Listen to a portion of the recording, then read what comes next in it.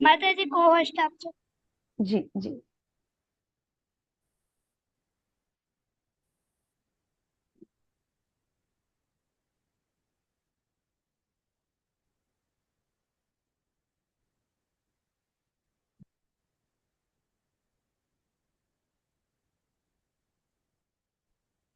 હરે Krishna. ISKCON મેંગોથી ચાલતા શ્રીમદ ભગવદ ગીતાના ક્લાસમાં આપ સૌનું હાર્દિક સ્વાગત છે. સવિતા માતાજી, જીલ માતાજી, આરતી માતાજી, અંશ સિંતા, ધાર્મી માતાજી, દ્વિતીય સુરેન્દ્રનગર, ગીતા માતાજી, ઈલા સોલંકી માતાજી, હરે નિખિલ કૃષ્ણ માતાજી. માતાજી, માતાજી, હરે કૃષ્ણ, રીટાબા માતાજી, સંજય કુમાર પ્રભુજી.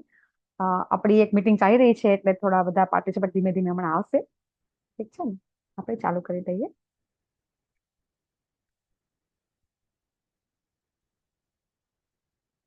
આજે આપણે 2 અધ્યાય લેવાના છે. હા, એટલે આપણે 45 મિનિટમાં આ અધ્યાય કમ્પ્લીટ કરશું અને પછી બીજા 45 મિનિટમાં આપણે બીજો અધ્યાય કરવાની કોશિશ કરશું. બરાબર છે?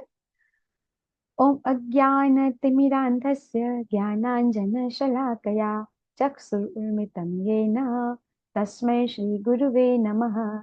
શ્રી ચૈતન્ય મનોભીષ્ટં સ્થાપિतं येन ભૂતલે સ્વયં રૂપ કદા મયં દદાતિ સ્વપદાન્તિકम्. વંદેહમ શ્રી ગુરુ શ્રીયુતપદકમલમ શ્રી ગુરુન વૈષ્ણવાંશ્ચ શ્રી રૂપમ સાગ્રજાતમ સહગણ રઘુનાથાન્વિતમ તમ સજીવમ સાદ્વૈતમ સાવધૂતમ પરિજન સહિતમ શ્રી કૃષ્ણ ચૈતન્ય દેવમ શ્રી રાધા કૃષ્ણ પાદાન સહગણ લલિતા શ્રી વિશાખાન્વિતાંશ્ચ હે કૃષ્ણ કરુણા સિંધો દીન બંધો જગતપતે गोपेश गोपिका कांत राधा कांत नमोस्तुते. तप्त कांचन गौरांगी श्री राधे वृंदावनेश्वरी वृषभानुसुते देवी प्रणमामि हरिप्रिये. वांछा कल्पतरुभ्यश्च कृपा सिंधुभ्य एव च पतितानां पावनेभ्यो वैष्णवेभ्यो नमो नमः.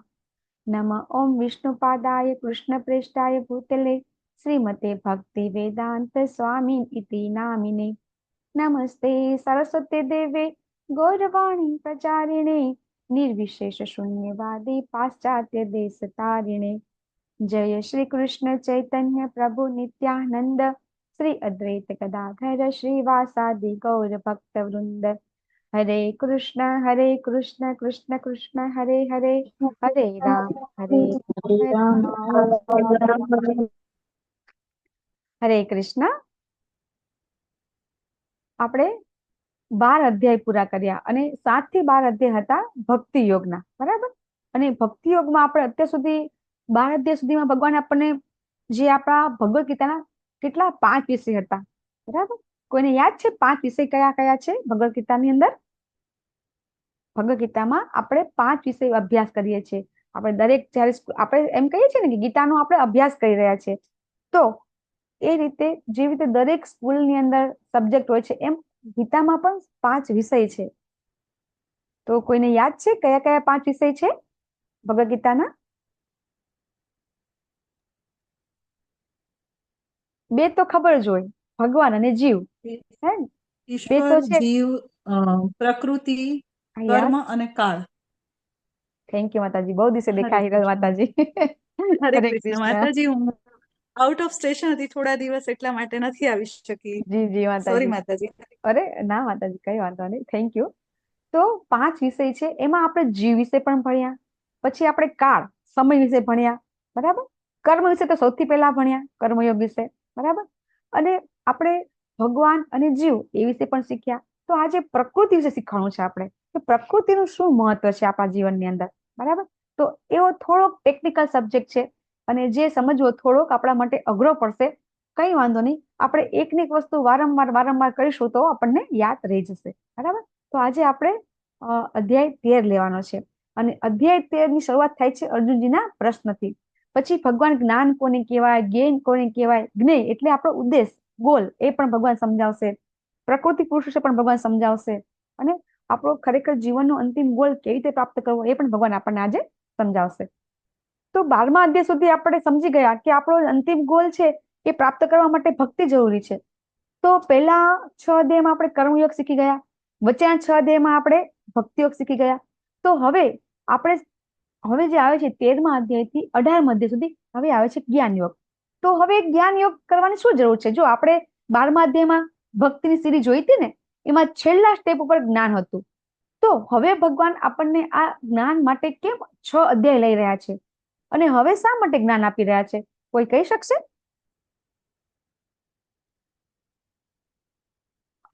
યસ હિરલ માતાજી.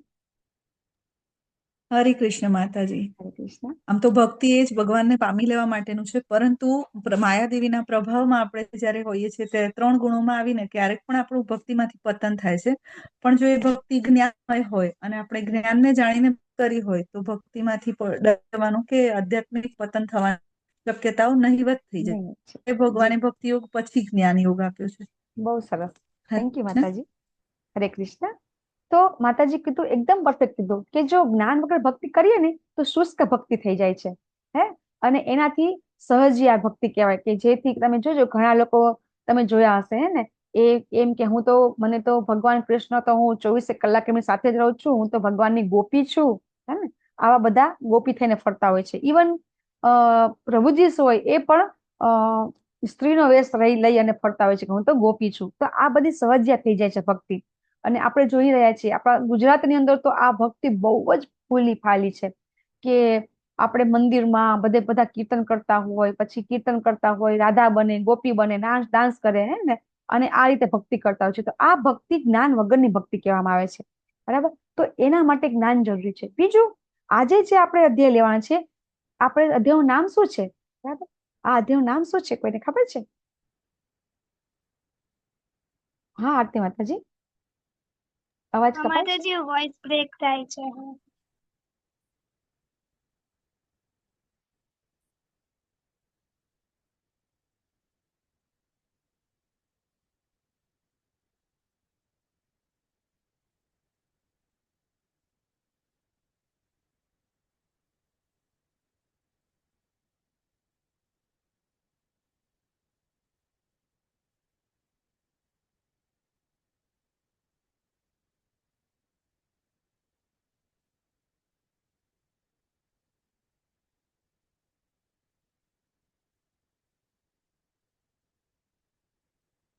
હરે કૃષ્ણ. આવે છે અવાજ માતાજી હવે?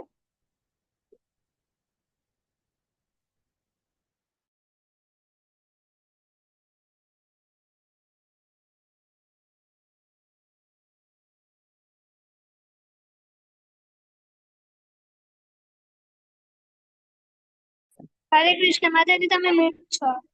હા, મને હોસ્ટ કરી દો. જી માતાજી. હોસ્ટ જ છો માતાજી, તમે બીજી હા,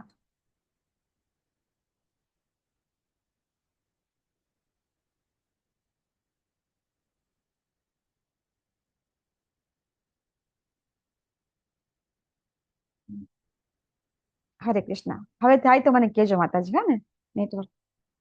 હા માતાજી.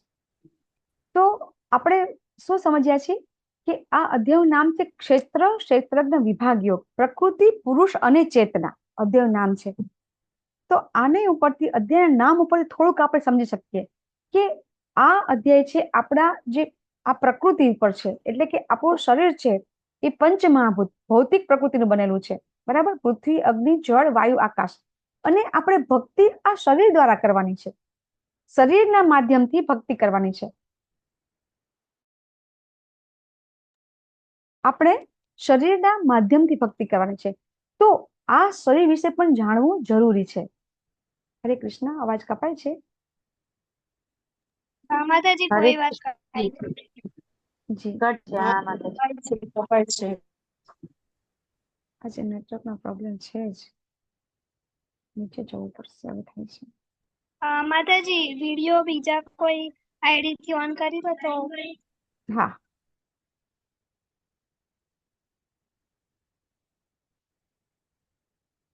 એક 2 મિનિટ. હો, હું છે ને જ્યાં વાઈફાઈ છે ને ત્યાં જતી રહું. ચાલુ રાખજો. હા માતાજી. હા માતાજી. દેવ્યાની માતાજી, ત્યાં સુધી કીર્તન લેશો. હા માતાજી, લઈ લઉં છું.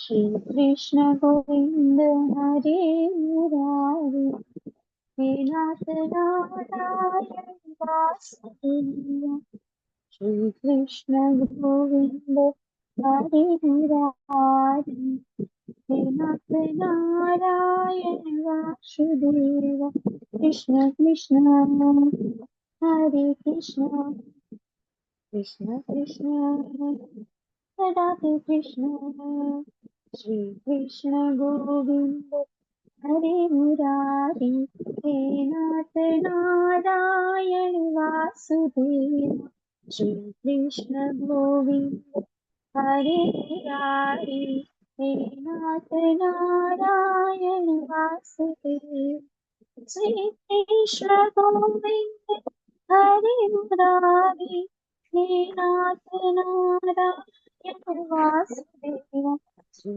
कृष्ण गोविंद हरे मुरारी हे नाथ नारायण वासुदेव श्री कृष्ण गोविंद हरे मुरारी हे नाथ नारायण वासुदेव कृष्ण હરે કૃષ્ણ. Govind thank you. हरे मुरारी हरे कृष्ण હા, હરે કૃષ્ણ. તો આજે આપણે 2 અધ્યાય લેવાના છે અને એમાં નેટવર્ક નથી આવતું. તો આપણે આ શરીર દ્વારા ભક્તિ કરવાની છે. તો કઈ રીતે આપણે જે આગળ સમજ્યા હે ને કે બીજા અધ્યાયમાં ભગવાને સમજાવ્યું કે શરીર અને આત્મા બે અલગ છે. તો આપણે એ સમજવું હોય, ચલો સમજી તો ગયા, મેં તમને કીધું કે શરીર અને આત્મા બે અલગ છે, તમે માની પણ ગયા. તો હવે એ કઈ રીતે અલગ છે એ સમજવું જરૂરી છે ને.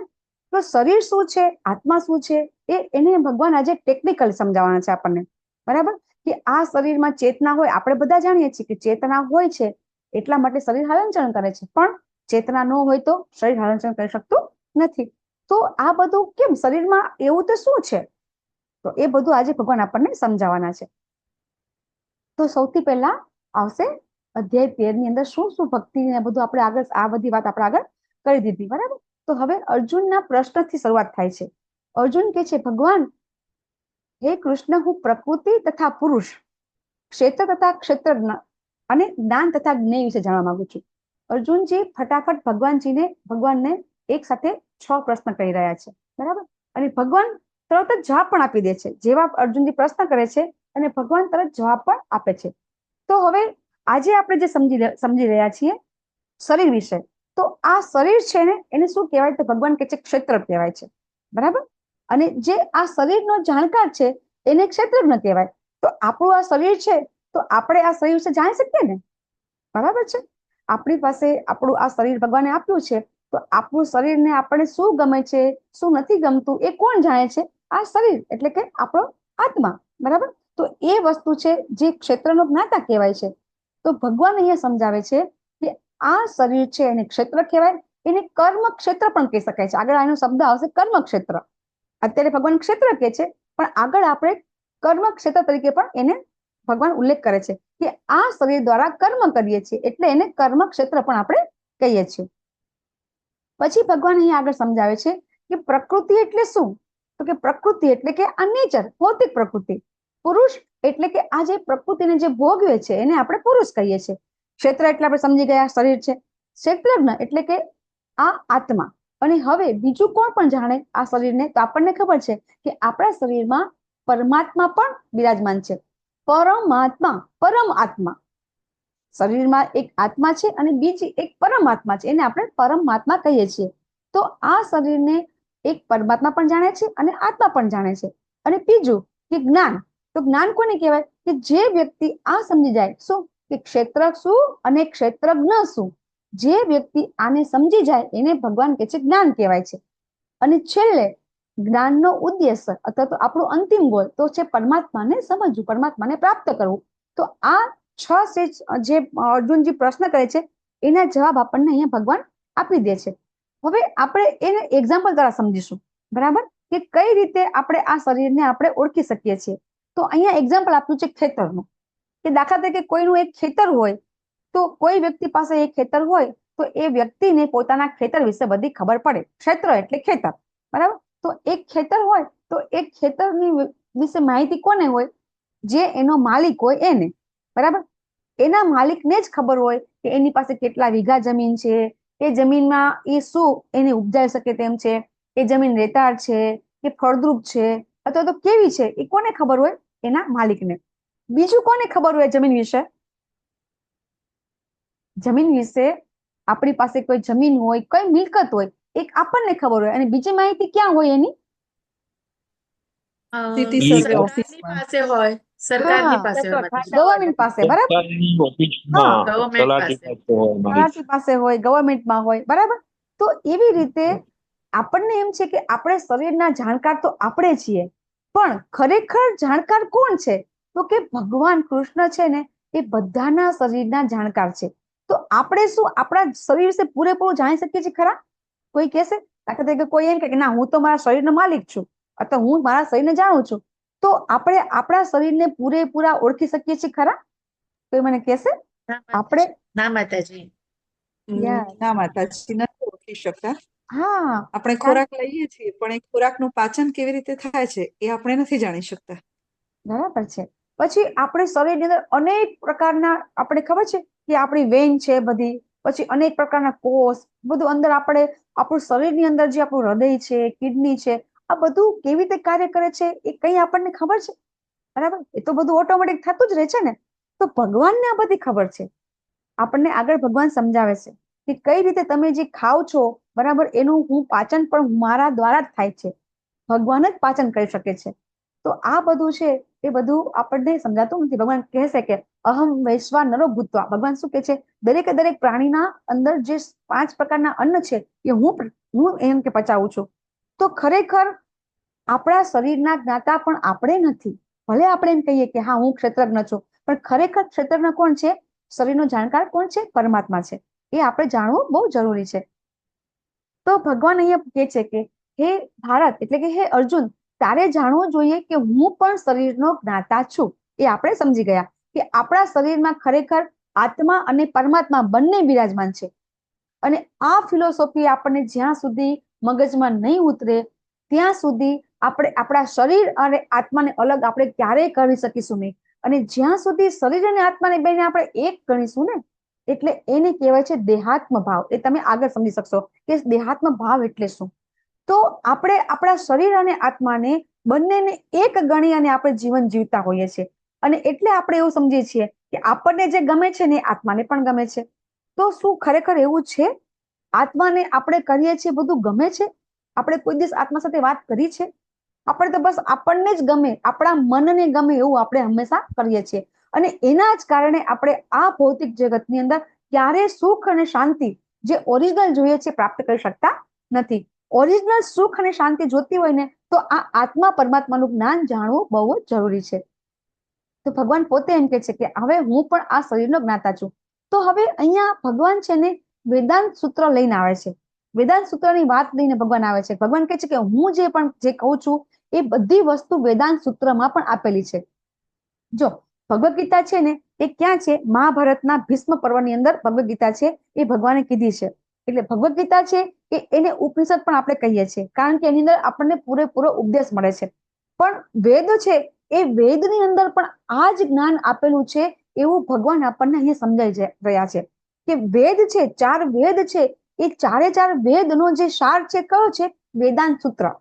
કે વ્યાસજીએ જયારે 4 વેદ લખ્યા ને, પછી એ 4 વેદ ટૂંકમાં, જેને આપણે અપેક્ષિત કહીએ છીએ, એ અપેક્ષિત રૂપે એમણે લખ્યા છે, વેદાંત સૂત્ર લખ્યું છે. એની અંદર સૂત્ર આપ્યા છે.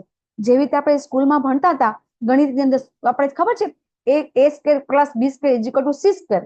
આ આપણે સૂત્ર આવતું હતું. તો પછી એ સૂત્ર છે ડિટેલમાં આપણે ભણવું પડતું હતું. તો એ રીતે વ્યાસજીએ જયારે વેદ લખ્યા, તો પછી વેદ પછી એમણે વેદાંત સૂત્ર લખ્યું. તો આ વેદાંત સૂત્રની અંદર પણ ભગવાન એમ કે છે કે આનો ઉલ્લેખ થયો છે. કોનો? કાર્યનો ક્ષેત્ર અને કાર્યના જ્ઞાતા અને એનું જ્ઞાન. થોડુંક સમજવું અઘરું પડશે, પણ ચિંતા ન કરતા, વારંવાર આપણે સમજીશું તો આપણને ખબર પડી જશે. કાર્યનું ક્ષેત્ર શું છે? આ શરીર છે, બરાબર. અને એનો જ્ઞાતા કોણ છે? તો આત્મા પરમાત્મા બંને. તો આ શરીર અને આત્મા અને પરમાત્મા બંનેનું જ્ઞાન છે ને, એનું વર્ણન અહીંયા ભગવાન કે છે વેદાંત સૂત્રમાં પણ થયેલું છે. તો એમાં શું થયું છે? તો એમાં બ્રહ્મપુચ્છ તરીકે આખું એક સૂત્ર આવેલું છે. તો એ સૂત્રમાં શું કીધું છે કે સૌથી પહેલા કોઈ પણ મનુષ્ય છે તો મનુષ્યનું જે જીવન છે એ જ્યારે એનું પ્રાઇમરી સ્ટેજમાં જેનું જ્ઞાન જ ન હોય એને મનુષ્યને, ત્યારે એ પશુમય જીવન જીવે છે. પશુમય જીવનમાં એની ચેતના કેવી હોય છે? તો કે અન્નમય. અન્નમય એટલે કે ફક્ત એને ખાવી પીવીને મજા કરવાની જ એને પોતાની ચેતનાઓ છે. અને મોટા ભાગના ઘણા બધા લોકો છે અત્યારે 80 થી 90% લોકો છે એ આ અન્નમય ને પ્રાણમયમાં જીવતા હોય છે. એટલે કેવું કે બસ ખાવું પીવું સૂવું અને મજા કરવી, આનાથી આગળ કઈ નહીં. તો એનાથી આગળ એક ચેતના આવે છે પ્રાણમય. તો પછી એ વ્યક્તિને થોડું એમ થાય, હું પણ કરું છું તો મારા બાળકોનું પણ હું ધ્યાન રાખું, બરાબર, મારા પતિનું પણ ધ્યાન રાખું, મારી પત્નીનું ધ્યાન રાખું, મારા માતા પિતાનું ધ્યાન રાખું. એટલે આને ચેતના કહેવાય છે પ્રાણમય ચેતના. આ બે ચેતના છે ને એને પશુમય ચેતના કહેવામાં આવે છે. કારણ કે પશુને પણ આ પ્રકારની ચેતના હોય છે. એને પણ ખાવા પીવાની ખબર પડે છે. એને પણ એનું જો કોઈ એક પક્ષી હોય ને, ચકલી હોય કે કોઈ બી પક્ષી હોય ને, તો એ પણ એના જે બચ્ચા હોય એનું ધ્યાન રાખે છે. સાવ નિમ્નમાં નિમ્ન જેને કહેવાય કોટીનું પશુ હોય તો ભૂંડ કહેવાય છે. તો જે ભૂંડ હોય ને, તો એના અનેક બચ્ચા એની સાથે હોય તો પણ એ બધા બચ્ચાઓનું ધ્યાન રાખતો હોય છે. તો આપણામાં અને જ્યારે આવા પશુમાં જો આ બે ચેતનામાં કોઈ ફેરફાર થતો નથી. પછી એની ઉપર આવે છે જ્ઞાનમય ચેતના, એટલે કે મનોમય ચેતના. અને આની અંદર એને શું થાય છે? દરેક વ્યક્તિને જ્ઞાનમય ચેતનામાં થોડીક એને વિચાર શક્તિ ઉત્પન્ન થાય છે. શું થાય છે કે આ બધું તો ઠીક છે, બરાબર, કે દાખલા તરીકે એ સમજી જાય છે કે ખાવું પીવું મજા કરવી એ તો પશુ પક્ષી પણ કરે છે. આવી ચેતના એની સેજ ઉત્પન્ન થાય છે કે હું જે કરી રહ્યો છું એ આ મનુષ્ય શરીરમાં જે હું કરું છું એ તો બીજા પણ કરે છે. તો મનુષ્ય શરીર ખરેખર કેવી રીતે દુર્લભ છે, એવું થોડોક વિચાર એને આવે છે. અને પછી વિજ્ઞાનમય ચેતનામાં એ પોતે વિચાર કરે છે, હું કોણ છું, બરાબર, પરમાત્મા કોણ છે, આવો એને વિચાર આવે છે. અને પછી આનંદમય ચેતનામાં એ વ્યક્તિને પછી ભગવાન સાથે પોતાનો ખરેખર જીવનું સ્વરૂપ શું છે? તો કે જીવનો સ્વભાવ છે અધ્યાત્મ છે, બરાબર. તો અધ્યાત્મ છે તો એ ખરેખર કેવો છે? તો એ પણ સતચિત આનંદ છે એવું એને ખબર પડે છે. અને જીવનું જે સ્વરૂપ છે તો કે કેવું છે? તો કે ભગવાનના દાસ થવાનું. આવું જયારે એ માને છે ત્યારે થાય છે આનંદમય ચેતના. ન ખબર પડે તો ચિંતા કરતા નહીં, આપણે બીજી વાર લેશું. પછી ભગવાન, હવે મેં તમને કીધું ને, એ ફરીથી કહે છે કે જે આ શરીર છે એ શેનું બનેલું છે? તો કે પંચ મહાભૂત, પછી મન બુદ્ધિ અહંકાર, બરાબર, પછી 10 ઇન્દ્રિયો, એમાં 5 જ્ઞાનેન્દ્રિયો, 5 કર્મેન્દ્રિયો અને 5 ઇન્દ્રિય વિષયો, અને ઈચ્છા દ્વેષ, જે આપણે ઈચ્છા કરીએ છીએ એટલે ઈચ્છા કરીએ એટલે સુખ દુઃખ આપણે થાય છે અને આપણને ઈર્ષાભાવ થાય છે, બરાબર. ચેતના અને ધૈર્ય, આ બધું છે ને એ બધું એમ કે છે કે બની અને આ શરીર બને છે. અને આ બધું જયારે ભેગું થાય છે તો શું થાય છે? તો એની વચ્ચે આંતરક્રિયા થાય છે. કેવી રીતે આંતરક્રિયા થાય છે? કે જ્યારે આપણે ઇન્દ્રિયો વિષયો છે, ઇન્દ્રિય વિષયો જ્યારે એનું કર્મ કરવા લાગે છે ત્યારે એ ઈચ્છા કરે છે, એ દ્વેષ કરે છે, અને પછી એના પ્રત્યે એ વિકાર, એટલે કે જે ખરાબ વિકાર ઉત્પન્ન કરે છે, ત્યારે એને એ બધી આંતરક્રિયાને ભગવાન કહે છે કે વિકાર કહે છે. અને આ બધું શું કામ કરીએ છીએ આપણે? કે આપણે સુખ દુઃખની અનુભૂતિ કરીએ છીએ. આ મન, એના મન અને ઇન્દ્રિયોના કારણે આપણે બધી અનુભૂતિ કરી શકીએ છીએ, નહીતર કરી શકતા નથી, એવું ભગવાન અહીંયા સમજાવે છે. તો આ આપણે આગળ પણ સમજી ગયા છીએ કે આત્મા પાછળ બેઠો છે, બરાબર. આ જે બુદ્ધિ છે, બરાબર, બુદ્ધિ છે સારથી છે. આ જે લગામ છે એ મન છે, બરાબર. અને આ ઘોડા છે એ 5 આપણી ઇન્દ્રિયો છે. તો આ ચિત્ર આપણે મગજમાં થોડું ફિટ કરી નાખીએ અને પછી આપણે વિચાર કરીએ ને, તો જ આપણને આ બધું સમજણ પડશે, નહીતર આપણને સમજણ પડશે નહીં. આ ચિત્ર થોડુંક મગજમાં આપણે યાદ રાખી લેવાનું કે જે 5 ઘોડા છે, 5 ઇન્દ્રિય છે, પછી જે લગામ છે એ મન છે, પછી બુદ્ધિ છે એ સારથી છે, અને પછી જે આત્મા છે એ જેને કહેવાય કે પૂરો બેઠો છે. તો શ્રેષ્ઠ કોણ છે? તો શ્રેષ્ઠ આત્મા છે. પણ આપણે શું કરીએ છીએ? આ આપણું મન અને આપણી ઇન્દ્રિયોને આપણે શ્રેષ્ઠ કરીએ છીએ અને મન કે એ પ્રમાણે કરીએ છીએ.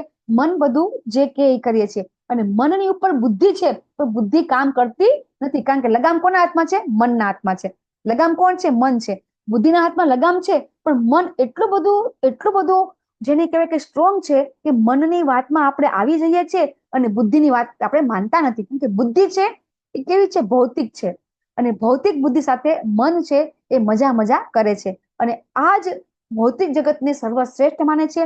ભૌતિક પ્રકૃતિમાં જે પણ કઈ છે એ આપણા માટે જ ભોગવા માટે બન્યું છે એવું માની મારું પણ ભોગવવું અને બીજાનું પણ ભોગવવું, અને આ રીતે એક કન્ટિન્યુઅસ સુખી થવા માટે કોશિશ કરે છે, પણ સુખી થઈ જતું નથી અને હંમેશા દુઃખ પ્રાપ્ત કરે છે.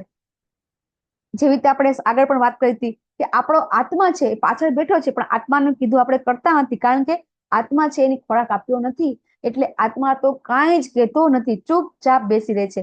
અને પછી એની ખોરાક નહીં આપીએ તો આત્મા મરી જાય છે. જેમ પોપટને ખોરાક ન આપે તો પોપટ મરી જાય, એમ આત્માનો ખોરાક જે છે આપણે નથી આપતા. આત્મા છે એ ખરેખર અધ્યાત્મ છે, આત્માનો સ્વભાવ છે એ અધ્યાત્મ છે, પણ આપણને અત્યાર સુધી કોઈએ કીધું નથી કે આ શરીર અને આત્મા બે અલગ છે.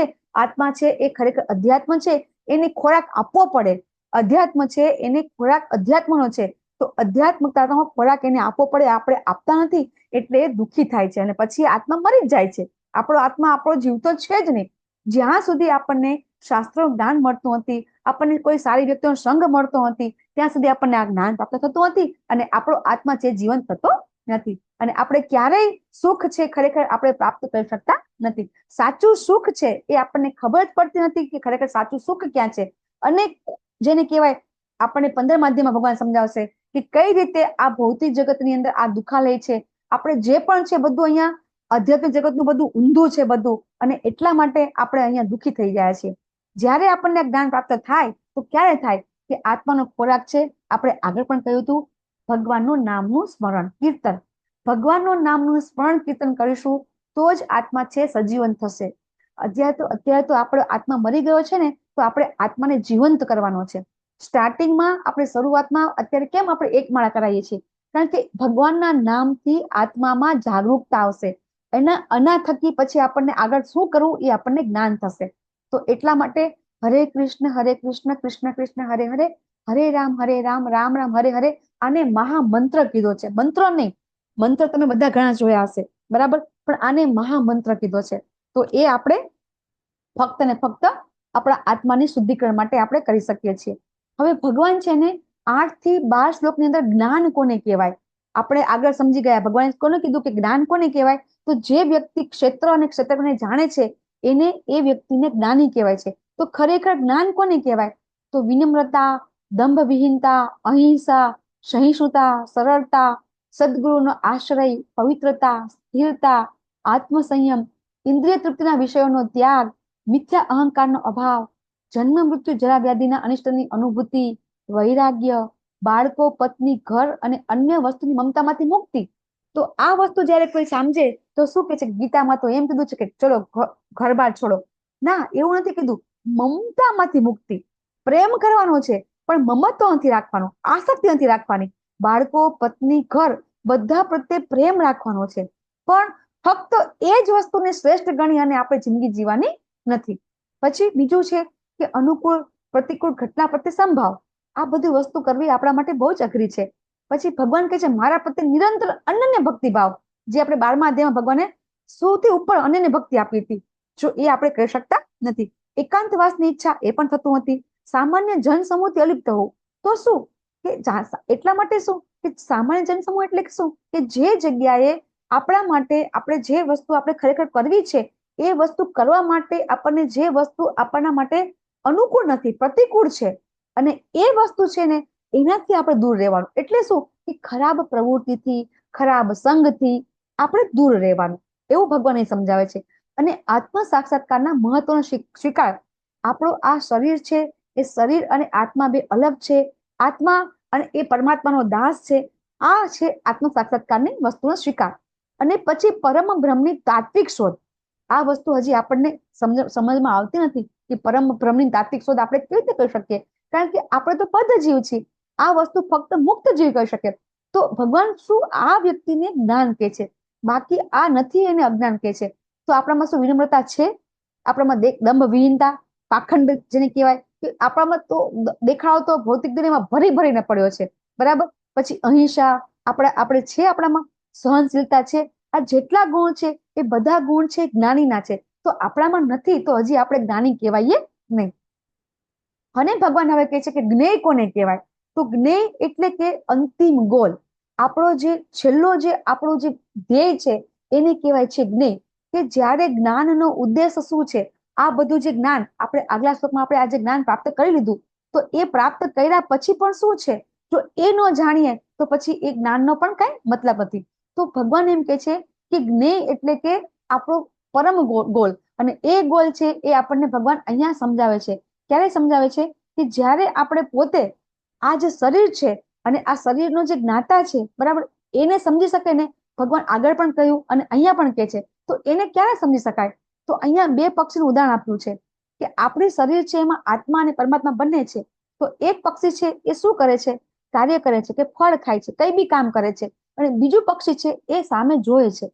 તો એ બીજું પક્ષી કોણ છે અને આ કોણ છે એ સમજવા માટે આપણે આ શ્લોક જોઈશું, બરાબર?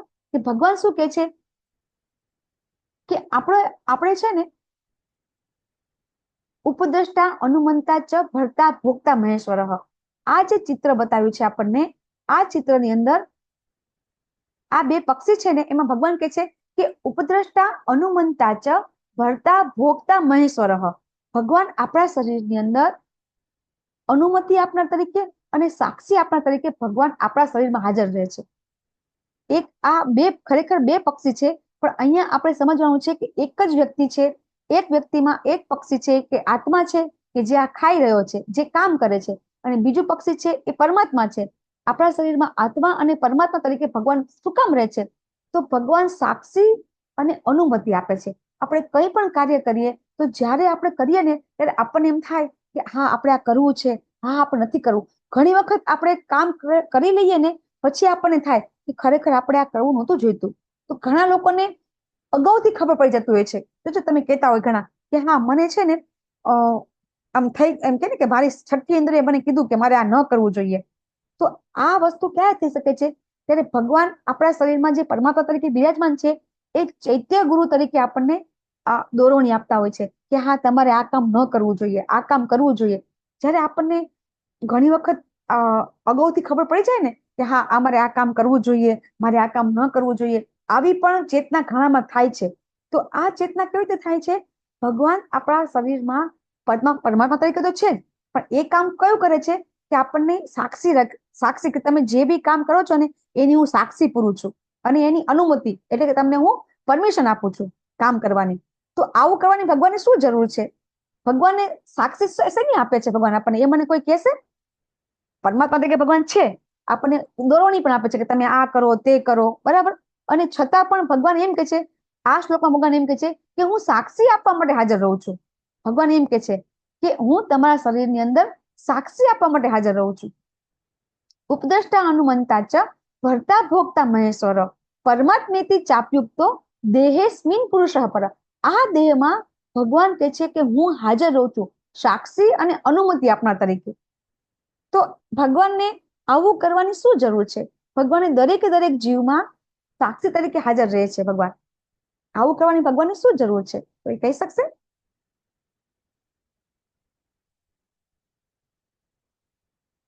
જો આપણો મનુષ્ય છે ને, મનુષ્ય કેવો બહુ હોશિયાર છે. મનુષ્ય છે એ સૌથી બુદ્ધિશાળી પ્રાણી છે. તો જ્યારે કોઈ કાર્ય કરે અને એ કાર્યનું ફળ પ્રાપ્ત થાય તો શું કરે છે ખબર છે? મનુષ્ય શું કરે? એની ખરાબ ફળ પ્રાપ્ત થાય ને ત્યારે શું કે આ તો કામ મેં નહોતું કર્યું. જ્યારે એને ખરાબ ફળ પ્રાપ્ત થાય ત્યારે શું કે છે? આ કામ તો મેં નહોતું કર્યું, આ તો કોઈ બીજાએ કર્યું હતું. ત્યારે ભગવાન એમ કે છે કે તે જે કાર્ય કર્યું એનો હું સાક્ષી છું. જ્યારે આપણે યમરાજા પાસે જશું અને યમરાજા પાસે જ્યારે આપણા જે કર્મનો જે આપણા ફળ ભોગવવાના આવશે, અનેક આપણે નરક આપણે ભોગવવાના પડશે, તો એ વખતે જ્યારે નરક પ્રાપ્ત થાય ને ત્યારે આપણે શું કહીએ છીએ? ના ના મેં તો આ કામ નહોતું કર્યું. ત્યારે ભગવાન શું કહે છે? હું ત્યાં હાજર હતો, ત્યારે તે જે કામ કર્યું છે એનો હું સાક્ષી છું. અને એમ ભગવાન આપણા શરીરમાં આપણી સાક્ષી માટે આપણે ભગવાન હાજર રહે છે. અને બીજું અનુમતિ આપણા તરીકે. તો અનુમતિ આપવા માટે ભગવાન આપણા જ્યારે કોઈ વ્યક્તિ શ્રેષ્ઠ વ્યક્તિ, સારા વ્યક્તિ હોય, સંત વ્યક્તિ હોય, બરાબર, તો એ સંત વ્યક્તિ અને કોઈ ખરાબ વ્યક્તિ, તો ભગવાન એમ કે છે કે હું બંનેને હું એના કામની સ્વતંત્રતા આપું છું. ભગવાન છે ને આમ ખરેખર આપણા નિયંત્રતા છે ખરા, પણ છતાં પણ જીવને આંશિક સ્વતંત્રતા ભગવાને આપી છે કે એને જે પણ કંઈ કરવું હોય એ કરી શકે છે. અને એનો ઉપયોગ કરીને દુરુપયોગ જ્યારે કરે છે ત્યારે એ નરક પ્રાપ્ત કરે છે, અને એનો સદુપયોગ કરે છે ત્યારે એને સ્વર્ગ પ્રાપ્ત થાય છે. તો એ વસ્તુ આપણને ભગવાન અહીંયા સમજાવે છે કે કઈ રીતે તમને હું સ્વતંત્રતા આપું છું અને તમે એનો દુરુપયોગ કરો છો. દાખલા તરીકે કોઈ એક બાળક હોય, બરાબર, એ બાળક બગીચામાં રમવા જાય છે અને એના પિતા એને કહેતા હોય છે કે જો બેટા બગીચામાં જવાનું પણ ફળ ફૂડ નહીં તોડવાના, ત્યાં જે બગીચો છે એના નિયમોનું એને પાલન કરવાનું, બરાબર. અને છતાં પણ જ્યારે બાળક છે બગીચાના નિયમનું પાલન ન કરે, પછી ઘણી વખત જે અમુક વનસ્પતિ અડવું ન પડે તો અડે, પછી એને કાંટા વાગી જાય, પછી એનો માળી હોય એ માળીને એને શું કહેશે કે જો તે આ વસ્તુ તે નહોતી કરવાની, તે કરી છે, તો એને સજા પણ આપે છે. તો આ રીતે આપણને સ્વતંત્રતા આપણને આપી છે કે તમે બહુ સરસ તમારે રહેવાનું છે, પણ આપણે એના નિયમ પણ ભગવાને આપ્યા છે. પણ એ નિયમ આપણે આગલા અધ્યાયમાં શીખીશું કે કેમ નિયમ આપ્યા છે. તો એ નિયમ પ્રમાણે આપણે જિંદગી ન જીવીએ તો પછી આપણને એની સજા પણ મળતી હોય છે. ભગવાન અહીંયા કહે છે કે જે મનુષ્ય પ્રકૃતિ, જીવ તથા પ્રકૃતિના ગુણોની આંતરક્રિયાને સમજી લે છે તે નિશ્ચિત મુકામને પામે છે. હવે આ પ્રકૃતિના ગુણોની આંતરક્રિયા એટલે શું? તો આપણે હમણાં પાછા 14મા અધ્યાયમાં શીખીશું કે પ્રકૃતિના 3 ગુણો છે. પેલું છે સત્વગુણ, પછી રજોગુણ અને તમોગુણ. આ 3 ગુણોના કારણે આપણે છે અલગ અલગ જન્મ આપણા થતા હોય છે. એ પ્રમાણે જ આપણે કર્મ કરીએ છીએ. 3 ગુણો પ્રમાણે આપણે કર્મ કરીએ છીએ અને એ પ્રમાણે જ આપણે કાર્ય કરીએ છીએ. અને પછી આપણે અલગ અલગ યોની આપણે જન્મ લેતા હોઈએ છીએ. તો જો આપણે એ સમજી લઈએ ને, તો ભગવાન કહે છે કે જો તમે સમજશો ને કે 3 ગુણો પ્રમાણે આપણે જિંદગી કેવી રીતે જીવવી, તો તમારો જન્મ થશે, પુનર્જન્મ થશે નહીં. બાકી તમારો પુનર્જન્મ નક્કી જ છે.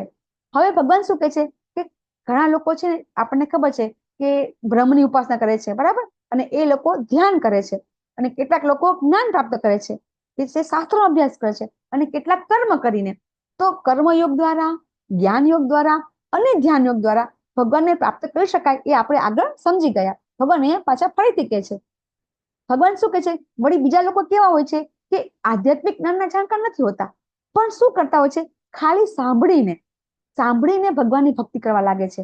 તો અહીંયા બહુ સરસ એક પિક્ચર આપ્યું છે. ભાગવતમની અંદર આવે છે કે ભગવાન કપિલ ભગવાન થઈ ગયા. એ એમની માતાને ઉપદેશ આપે છે. માતા છે એ કંઈ જ ભણેલા નહોતા, પણ ભગવાનનો ઉપદેશ એ જ્યારે ગ્રહણ કરે છે અને એ જ્ઞાની બની જાય છે. તો ઘણી વખત કોઈ લોકો છે એ વાંચી શકે નહીં, અથવા તો એની પાસે ટાઈમ ન હોય, તો કઈ વાંધો નહીં. વાંચવાનો ટાઈમ નથી, તમે સાંભળીને પણ ભગવાનની ભક્તિ કરી અને જન્મ મૃત્યુના ચક્રમાંથી છૂટી શકો છો, એવું ભગવાન અહીંયા સમજાવે છે. પછી ભગવાન શું કહે છે કે જે મનુષ્ય સમમ સર્વેષુ ભૂતેષુ, કે જે મનુષ્ય પરમાત્માને સર્વ શરીરના આત્મામાં જાણે છે ને, એ શું સમજે છે કે બધા સરખા છે. એટલે કે જ્યારે આપણે સમમ સર્વેષુ ભૂતેષુ, દરેકે દરેક ભૂત એટલે કે જીવ, દરેકે દરેક ભૂત એટલે કે જીવની અંદર તિષ્ઠિતમ પરમેશ્વરમ, ભગવાન છે. દરેકે દરેક, પછી પશુ પક્ષી હોય, કીડી મકોડા હોય, દરેકે દરેક વનસ્પતિ છે, બધામાં ભગવાન છે એવું એ જાણે છે ને, ત્યારે એ વાસ્તવિક સત્યને જુએ છે.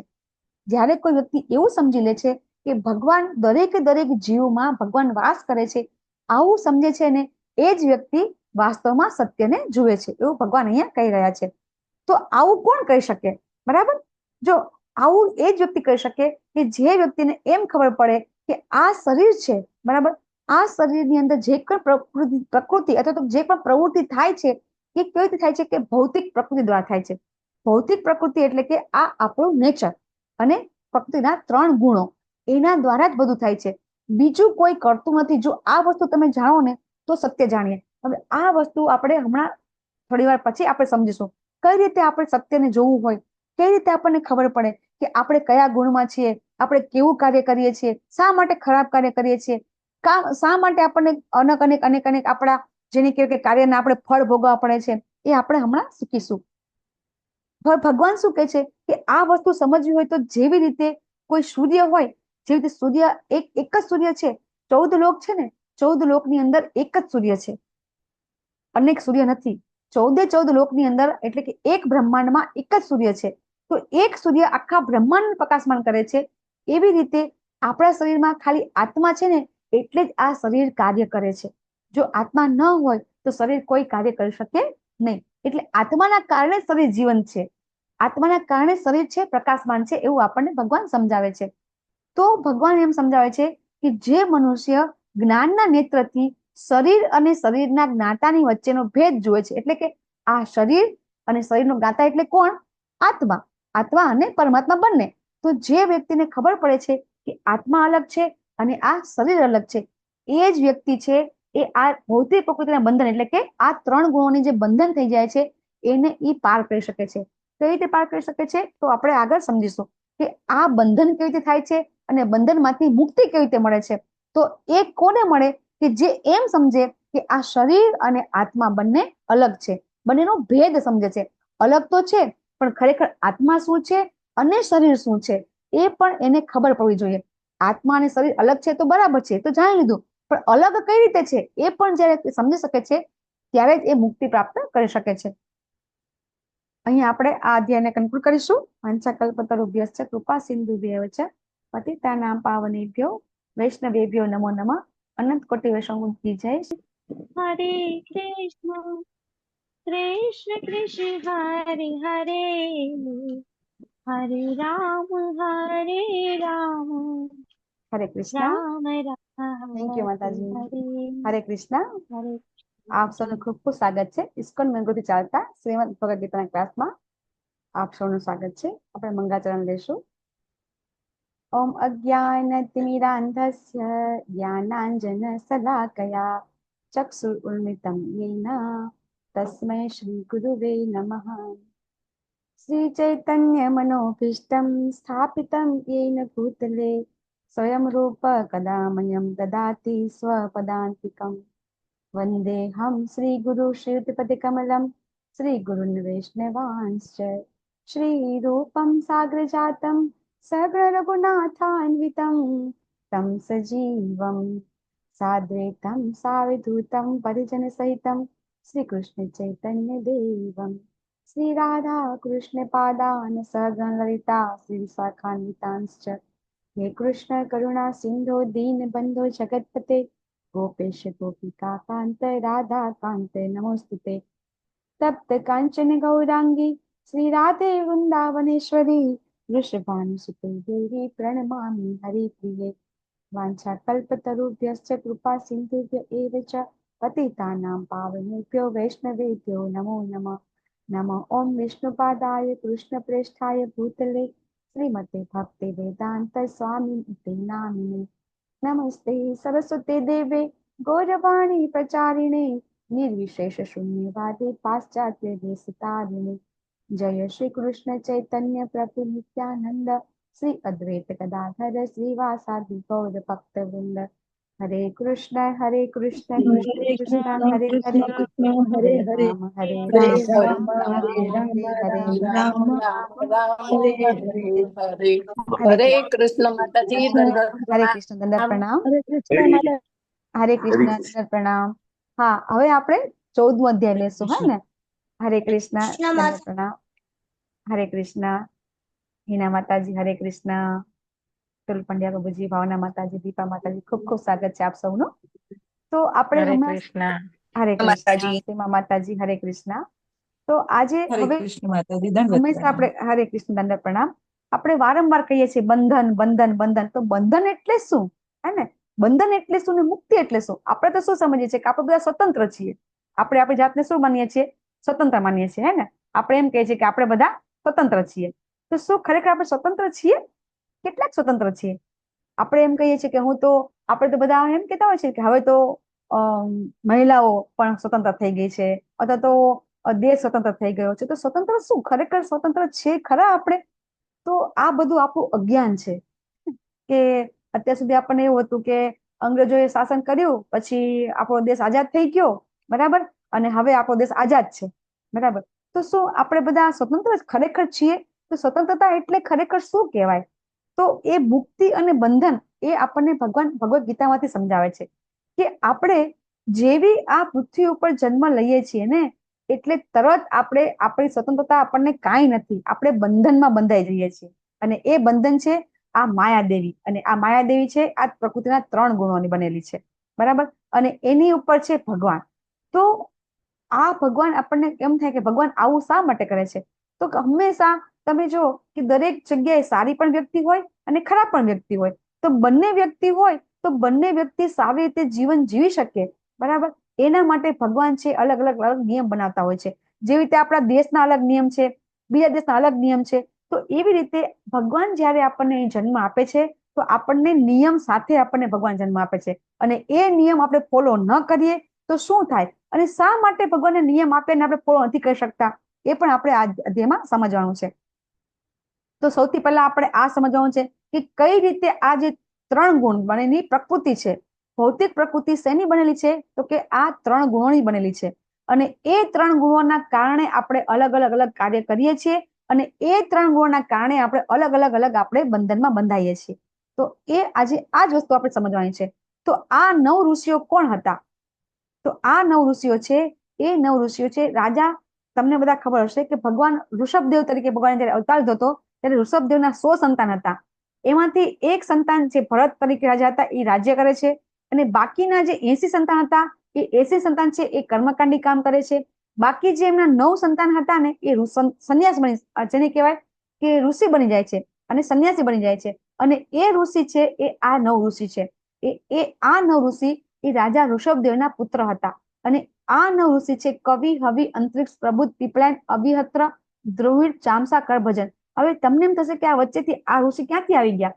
તો આ 9 ઋષિ છે એ 9 ઋષિને અહીંયા એટલા માટે લાવ્યા છે કે એ લોકોએ ભગવાન ચૈતન્ય મહાપ્રભુ તરીકે આવવાના છે, એમને એની આગાહી એમણે કરેલી હતી. એ શ્રીમદ ભાગવતની અંદર આખી એનું કથા આવે છે. અને એની કથામાં 11.5.32 તો આવે જ છે, બરાબર. શ્રીમદ ભાગવતમના 11મા સ્કંદના 5મા શ્લોકમાં 5મા અધ્યાયમાં 32મો શ્લોક આવે છે. અને એની અંદર એ શ્લોકની અંદર એવું શ્લોક લખેલો છે અને આ શ્લોક બોલે છે જે આ 9 ઋષિ છે ને એ 9 ઋષિ છે એ એક બીજા રાજા છે, એ રાજાને એ પોતે ઉપદેશ આપે છે. અને એ ઉપદેશમાં આ 9 ઋષિ છે આ વસ્તુ કહે છે. શું કહે છે કે કળિયુગમાં જે બુદ્ધિશાળી મનુષ્યો છે ને એ નિરંતર ભગવાન કૃષ્ણના નામનું ગાન કરશે, ભગવાનના અવતારનું સામૂહિક સંકીર્તન કરશે, બરાબર. અને એ કોણ હશે ભગવાન? તો કે એ ભગવાન સ્વયં ભગવાન કૃષ્ણ જ હશે. પણ આ વખતે તેમનો વર્ણ છે ને એ શ્યામ નથી. કેવો છે? તો કે કૃષ્ણ વર્ણમ ત્વિષા કૃષ્ણમ. કૃષ્ણ વર્ણ નથી, કૃષ્ણ વર્ણ કરતા એમનું જુદો વર્ણ છે. અને એ રીતે એ એમના કેવી રીતે આવે છે કે સાંગો પાંગાસ્ત્ર પાર્ષદમ, એમના પોતાના પાર્ષદ સાથે, આયુધો સાથે, એ પોતાના સાથીઓ સાથે, સેવકો સાથે ભગવાન અવતાર લેશે. એવું ભાગવતમની અંદર એનું ભગવાન ચૈતન્ય મહાપ્રભુના અવતાર વિશેનો ઉલ્લેખ થયેલો છે. પછી એવું જ ભાગવતમની અંદર પ્રહલાદ મહારાજ જે ઉપદેશ આપે છે એમાં એ પણ પોતે કહે છે. શું કહે છે? છન્ન કલો યદ ભવસ્ત્રી યુગોત્થ સત્વમ. આ વખતે ભગવાનનો અવતાર છન્ન એટલે છુપાયેલો, એટલે એવો અવતાર છે કે બધા લોકો સમજી શકશે નહીં. ગરુડ પુરાણમાં પણ લખેલું છે કે નવદીપ માયાપુરમાં હું સચી માતાના પુત્ર તરીકે જન્મ લઈશ. અને કળિયુગના પહેલા ચરણમાં અત્યારે આપણને ખબર છે કે કળિયુગના 5117 વર્ષ થઈ ગયા છે. તો એટલે એમ જોવા જઈએ તો કળિયુગ 4,32,000 વર્ષનો છે. તો હજી કળિયુગનું પ્રથમ ચરણ ચાલી રહ્યું છે. તો ભગવાન ત્યારે અવતાર લેશે એવું ગરુડ પુરાણમાં આવ્યું છે.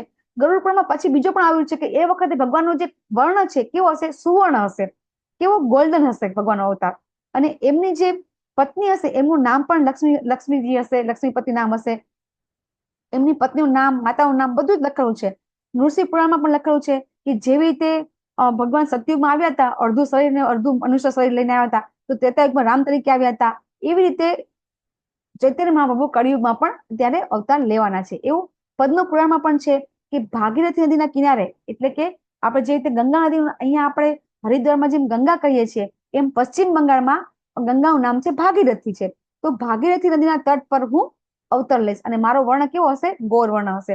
અને એમની માતાનું નામ હશે સચી માતા, એવું લખેલું છે. અથર્વવેદમાં પણ છે કે ચૈતન્ય મહાપ્રભુ, આપણે કેવું છે કે પશ્ચિમ બંગાળમાં જન્મ લીધો ને એટલે આપણને અહીંયા ખબર નથી. ચૈતન્ય મહાપ્રભુ વિશે આપણને બહુ ઓછા જાણીએ છીએ. બીજા ઘણા સંપ્રદાય વાળા જાણતા હોય છે, આપણા જેને કહેવાય કે પુષ્ટિ માર્ગી વાળા, પછી શ્રી સંપ્રદાય વાળા, એ બધા જાણે છે. પણ આપણે ગુજરાતની અંદર શ્રી ચૈતન્ય મહાપ્રભુને બહુ ઓછા લોકો જાણે છે. પણ ભગવાન તરીકે એમને હમણાં 500 વર્ષ પહેલા અવતાર લઈ લીધો છે. હવે અહીં ભગવાન કહે છે, શ્રી ભગવાન ઉવાચ પરમ ભૂય પ્રવક્ષ્યામિ જ્ઞાનાનામ જ્ઞાનમ ઉત્તમમ. હવે હું તને જ્ઞાનમાં પણ શ્રેષ્ઠ એવું જ્ઞાન આપીશ. કેવું જ્ઞાન છે? તો કે યત જ્ઞાત્વા મુનયઃ સર્વે પરામ સિદ્ધિ ધીમિતો ગતાઃ. એવું જ્ઞાન છે કે એ જ્ઞાન જાણીને બધા મોટા મોટા મુનિજનો છે એ સિદ્ધિ પામ્યા છે. તો એ જ્ઞાન હવે હું તને ફરીથી કહીશ. તો ફરી અહીંયા શું કહે છે? ફરીથી ભગવાન જ્ઞાન કે છે હું તને આપીશ. તો ફરીથી જ્ઞાન આપવાનું કેમ કે છે? આવું જ્ઞાન આગળ ક્યાં આપી દીધું? 3 ગુણો વિશે ભગવાને જ્ઞાન ક્યાં આપી દીધું આગળ? યાદ છે કોઈને? પ્રકૃતિના 3 ગુણો વિશે ભગવાને આગળ આપણને જ્ઞાન આપી દીધું. ત્રીજા અધ્યાયમાં. યસ લલિતકુમાર પ્રભુજી. બીજા અધ્યાયમાં અર્જુનને બીજા કીધું અધ્યાયમાં. હતું કે તું આ 3 ગુણોથી ઉપર થા. હા યસ પછી પ્રભુજી. આગળ ત્રીજામાં કહે છે એમ. બીજામાં કીધું. બીજામાં કીધું 3-4 વખત ત્રૈગુણ્યા વર્ણન વિષયા આવે. વેદા નેસ્ત્રૈગુણ્ય ભવાર્જુન. જી પ્રભુજી. બીજા અધ્યાયમાં ત્યાં કીધું કે 3 ગુણોથી તારે ઉપર ઉઠવાનું છે. અને ત્રીજા અધ્યાયમાં શું કીધું? પ્રકૃતે ક્રિયમાણાની ગુણે કર્માણી સર્વસઃ અહંકાર વિમૂઢાત્મા કરતા અહમ ઇતિ મન્યતે. ત્યારે ભગવાને ત્રીજા અધ્યાયમાં એવું કીધું કે દરેક વ્યક્તિ એવું માને છે કે હું કાર્ય કરું છું, પણ ખરેખર તો ભૌતિક પ્રકૃતિના 3 ગુણો દ્વારા આ કાર્ય થાય છે. અને આવું જ્ઞાન ભગવાને આગળ આપી દીધું. પણ હવે ભગવાન અહીંયા ડિટેલમાં આપે છે કે કઈ રીતે આપણે 3 ગુણોથી આપણે બંધાઈએ છીએ, એ ભગવાન હવે આપણને અહીંયા સમજાવે છે. તો કે એવું જ્ઞાન પ્રાપ્ત તું કરીશ કે આ જ્ઞાનમાં સ્થિર થવાથી મનુષ્ય મારા જેવી દિવ્ય પ્રકૃતિ પ્રાપ્ત કરી શકે છે. ભગવાન જેવી દિવ્ય પ્રકૃતિ એટલે અહીંયા જે લોકો નિરાકારવાદી હોય એ લોકો શું કે જો આપણે પણ ભગવાન બની જઈએ, બરાબર? ના, ભગવાન નહીં, ભગવાન જેવી પ્રકૃતિ. કે આપણો જ્યારે આપણે પોતે પણ જ્યારે જ્ઞાન પ્રાપ્ત થઈ જાય, આપણે 3 ગુણોથી ઉપર ઉઠી જઈએ, આપણે પણ જેને કહેવાય કે સંત મહાત્મા, અને આપણે મહાત્મા કોને કહેવાય એની વ્યાખ્યા 6થા અધ્યાયમાં આપણે શીખી ગયા. એવી રીતે જ્યારે આપણે પણ મહાત્મા બની જઈએ તો આપણો પછી જન્મ મરણ થતો નથી. ભગવાન એવું સમજાવે છે. અને આપણું જે નિત્ય નિવાસ છે એ ભગવાન પાસે ભગવાન જેવું સ્વરૂપ આપણે પ્રાપ્ત કરી શકીએ છીએ. આપણને ખબર છે કે મુક્તિ છે એ મુક્તિ કેટલા પ્રકારની છે? 5 પ્રકારની છે, બરાબર? એમાં સાયુજ્ય, સાલુક્ય, એમાં સારૂપ્ય મુક્તિ પણ એક છે. એ સારૂપ્ય મુક્તિ જ્યારે આપણને મળે ત્યારે આપણને ભગવાન જેવી પ્રકૃતિ એટલે ભગવાન જેવું રૂપ પ્રાપ્ત થાય છે. એટલે આપણે જો આવું જ્ઞાન પ્રાપ્ત કરી લઈએ તો ભગવાન શું કહે છે? તમે મારા જેવું રૂપ પ્રાપ્ત કરશો. અને આવું રૂપ પ્રાપ્ત થાય છે એવા એક્ઝામ્પલ આપણે ક્યાં મળે છે? ભાગવતમની અંદર ભગવાન જેવું જ રૂપ આપણને મળે છે. અથવા તો ભગવાન જેવા રૂપના લોકો હોય છે એને આપણે શું કહીએ છીએ? વિષ્ણુદૂતો કહીએ છીએ. અને એ વિષ્ણુદૂતો સેમ ભગવાન જેવા જ હોય છે. એ પણ ચતુર્ભુજ જ હોય છે, બરાબર? જો આપણે જેવી ઈચ્છા હોય ને, આપણે જેવા કર્મ કરીએ ને એવી ગતિ આપણને મળે છે. અને એ રીતે આપણને ભગવદ ગીતામાંથી ભગવાને સંપૂર્ણ જ્ઞાન આપી દીધું છે કે તમે જેવું કામ કરશો. આપણે 9મા અધ્યાયમાં પણ ભગવાન સમજાવ્યું હતું ને કે યાંતિ દેવતા દેવાન, પિતૃ યાંતિ પિતૃવતા, ભૂતાની યાંતિ ભૂતેજ્યા, યાંતિ મધ્યાજીનો અપીમાન. તો તમે જેવી જેની પૂજા કરશો એવી ગતિ તમારી થશે. તો આપણે હવે નેક્સ્ટ જન્મ આપણે ક્યાં લેવો છે, હવે આપણે નેક્સ્ટ યોની શું પ્રાપ્ત કરવું છે, એ આપણા હાથમાં છે. અહીં ભગવાન આપણને સમજાઈ રહ્યા છે. તો એ કેવી રીતે છે? તો કે આ 3 ગુણો વિશે જો આપણે સમજી લઈશું ને તો આપણે આ 3 ગુણોથી પાર થશું ને તો આપણે પણ આપણું દિવ્ય જે ભગવાન જે દિવ્ય પ્રકૃતિ, દિવ્ય ધામ, બરાબર, સાલોક્ય, સારૂપ્ય, બરાબર, શાસ્ત્રી, આ બધી ભગવાન જેવું ઐશ્વર્ય, આ બધું જ પ્રાપ્ત થઈ શકે છે. અહીંયા ભૌતિક જગતમાં તો કાંઈ જ નથી, બરાબર? આધ્યાત્મિક જગતમાં એટલી બધી જેને કહેવાય કે જાઓ જલાલી, એટલું ઐશ્વર્ય છે કે આપણે કોઈ દિવસ જોયું નથી, આપણને કોઈ કીધું નથી, એટલે આપણને ખબર નથી. અને એટલે આપણે ત્યાં જવાની ઈચ્છા થતી નથી. પણ આપણને 15મા અધ્યાયમાં ભગવાન આપણને સમજાવશે અને આપણને કહેશે કે તમે મારા ઘરે, મારા ધામમાં આવી જાઓ. તો આપણે આ રીતે આ 3 વિષય સમજી લેશું.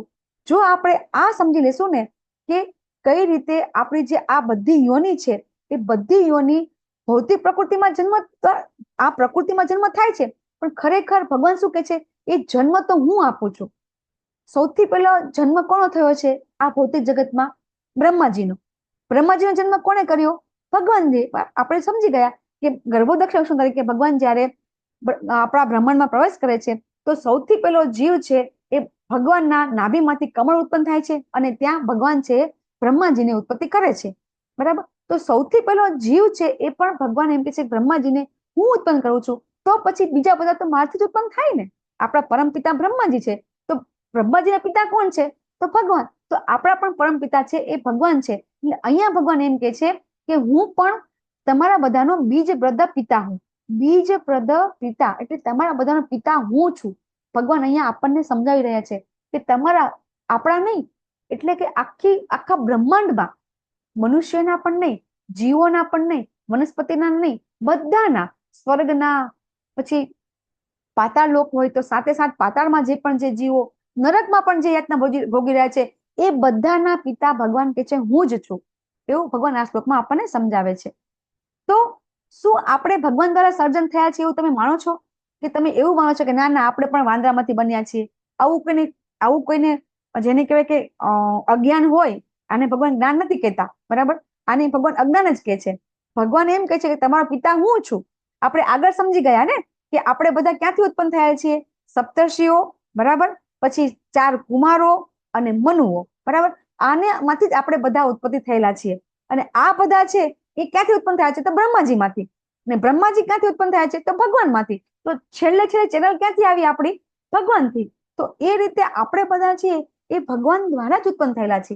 પણ ઘણા બધા એવું માને છે કે ના, આપણે ભગવાન માંથી ઉત્પન્ન થયેલા નથી, બરાબર. ઘણા શું માને છે? પેલા શું હતું? એક કોષી જીવ હતો, એમાંથી બહુ કોષી જીવ થયો, પછી સરીસૃપ થયા, પછી સસ્તન થયા, પછી દેહધારી થયા.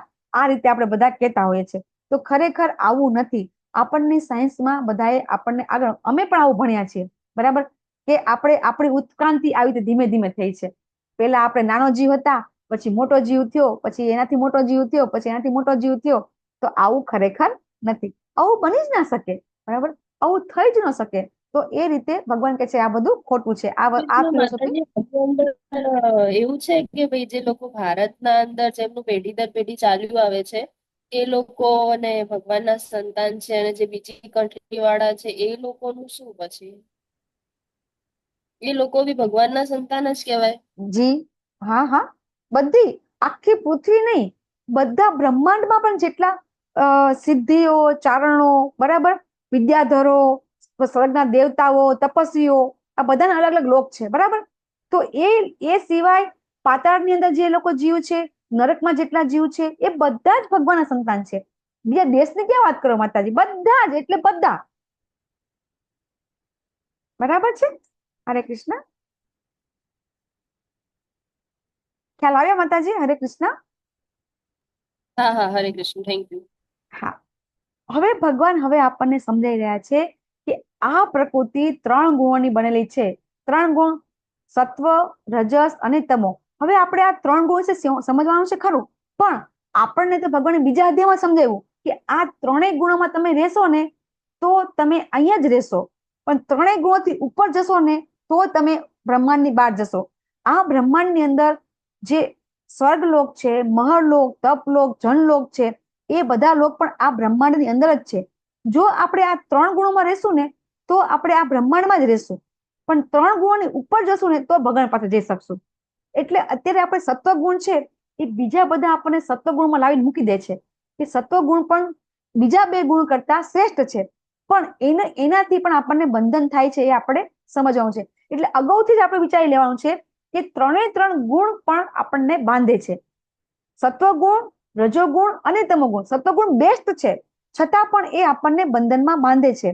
તો સત્વગુણ વ્યક્તિ હોય એ કેવા હોય આપણે હવે જોઈશું. સત્વગુણમાં પણ વ્યક્તિ હોય શ્રેષ્ઠ છે. સત્વગુણમાં રહેવું સહેલું નથી, એ પણ ખૂબ અઘરું છે. તો એ ગુણ પ્રાપ્ત કરવો એ પણ આપણા માટે જેને કહેવાય કે અહોભાગ્ય કહેવાય આપણું, કે આપણે સત્વગુણમાં રહી શકીએ. સત્વગુણમાં રહીએ ને તો જ આપણે શુદ્ધ સત્વમાં આપણે જઈ શકીએ. તો સત્વગુણ કેવો છે કે દાખલા તરીકે તમને એક એક્ઝામ્પલ આપો કે કોઈ એરોપ્લેન હોય, પ્લેન હોય, તો પ્લેનને જ્યારે ઉડવું હોય તો એનો રસ્તો કેવો હોય? રનવે કેવો હોય પ્લેનનો? એકદમ હાર્ડ હોય ને. પ્લેનનો રનવે કેવો હોય છે? એકદમ હાર્ડ હોય છે. તો સત્વગુણ છે ને એ એટલો હાર્ડ થઈ જાય છે કે પછી એને ઉપર ઉઠવું હોય ને પ્લેનમાંથી, જે રીતે પ્લેન ઉપર ચડે ને એમ ઉપર ચડવું હોય, શુદ્ધ સત્વમાં જવું હોય તો સત્વગુણની જરૂર પડે છે. સત્વગુણના માધ્યમથી જ શુદ્ધ સત્વમાં આવી શકાય છે. એટલા માટે સત્વગુણ શ્રેષ્ઠ તો છે જ, બરાબર. એટલે આ વસ્તુ આપણે ખૂબ જાણવી જરૂરી છે કે આ અધ્યાયમાં આપણને 3 ગુણો વિશે સમજવામાં આવશે. આપણે શુદ્ધ સત્વ વિશે આપણને જાણવા મળતું નથી. તો અહીંયા ભગવાન કહે છે કે સત્વગુણમાં જે વ્યક્તિ હોય ને એ કેવો હોય? એકદમ નિષ્પાપ હોય. એ બિલકુલ એનામાં પાપ હોય જ નહીં, પાપ કૃત્ય કાર્ય કરતો જ નથી. અને બીજા ગુણો કરતા એ ખૂબ શુદ્ધ છે. એટલે કેવો છે? પ્રકાશ આપનારો છે. અને એ હંમેશા પાપથી મુક્ત હોય. જો જે વ્યક્તિ સત્વગુણમાં હોય ને એ હંમેશા એને પોતે સુખ શાંતિ અનુભવી કરતો હોય છે. અને હંમેશા એ વ્યક્તિ જેને કહેવાય કે શાંતિ હોય એને. પણ આમાં પણ એ સુખ અને જ્ઞાનના ભાવથી એ બદ્ધ, અહીંયા શું કહે છે? બદ્ધ એટલે બંધનમાં આવી જાય છે. અને કેવી રીતે બંધનમાં આવે છે કે એ વ્યક્તિને શું થાય છે કે દાખલા તરીકે ઘણા લોકો એવા હોય છે કે એ લોકોને ભગવાને ભૌતિક સંપત્તિ સારી આપી હોય છે, પછી પત્ની, બાળકો બધું સરસ આપ્યું હોય છે, એ લોકો જ્ઞાની પણ હોય છે, બરાબર. એ લોકો અધ્યાત્મ પ્રવૃત્તિ પણ કરતા હોય છે. તો એ રીતે એ લોકો બહુ બહુ બહુ સાત્વિક જીવન જીવતા હોય એમ. બધી રીતે રહેણી કરણી, ખાવું પીવું બધું સાત્વિક હોય છે એ લોકોનું.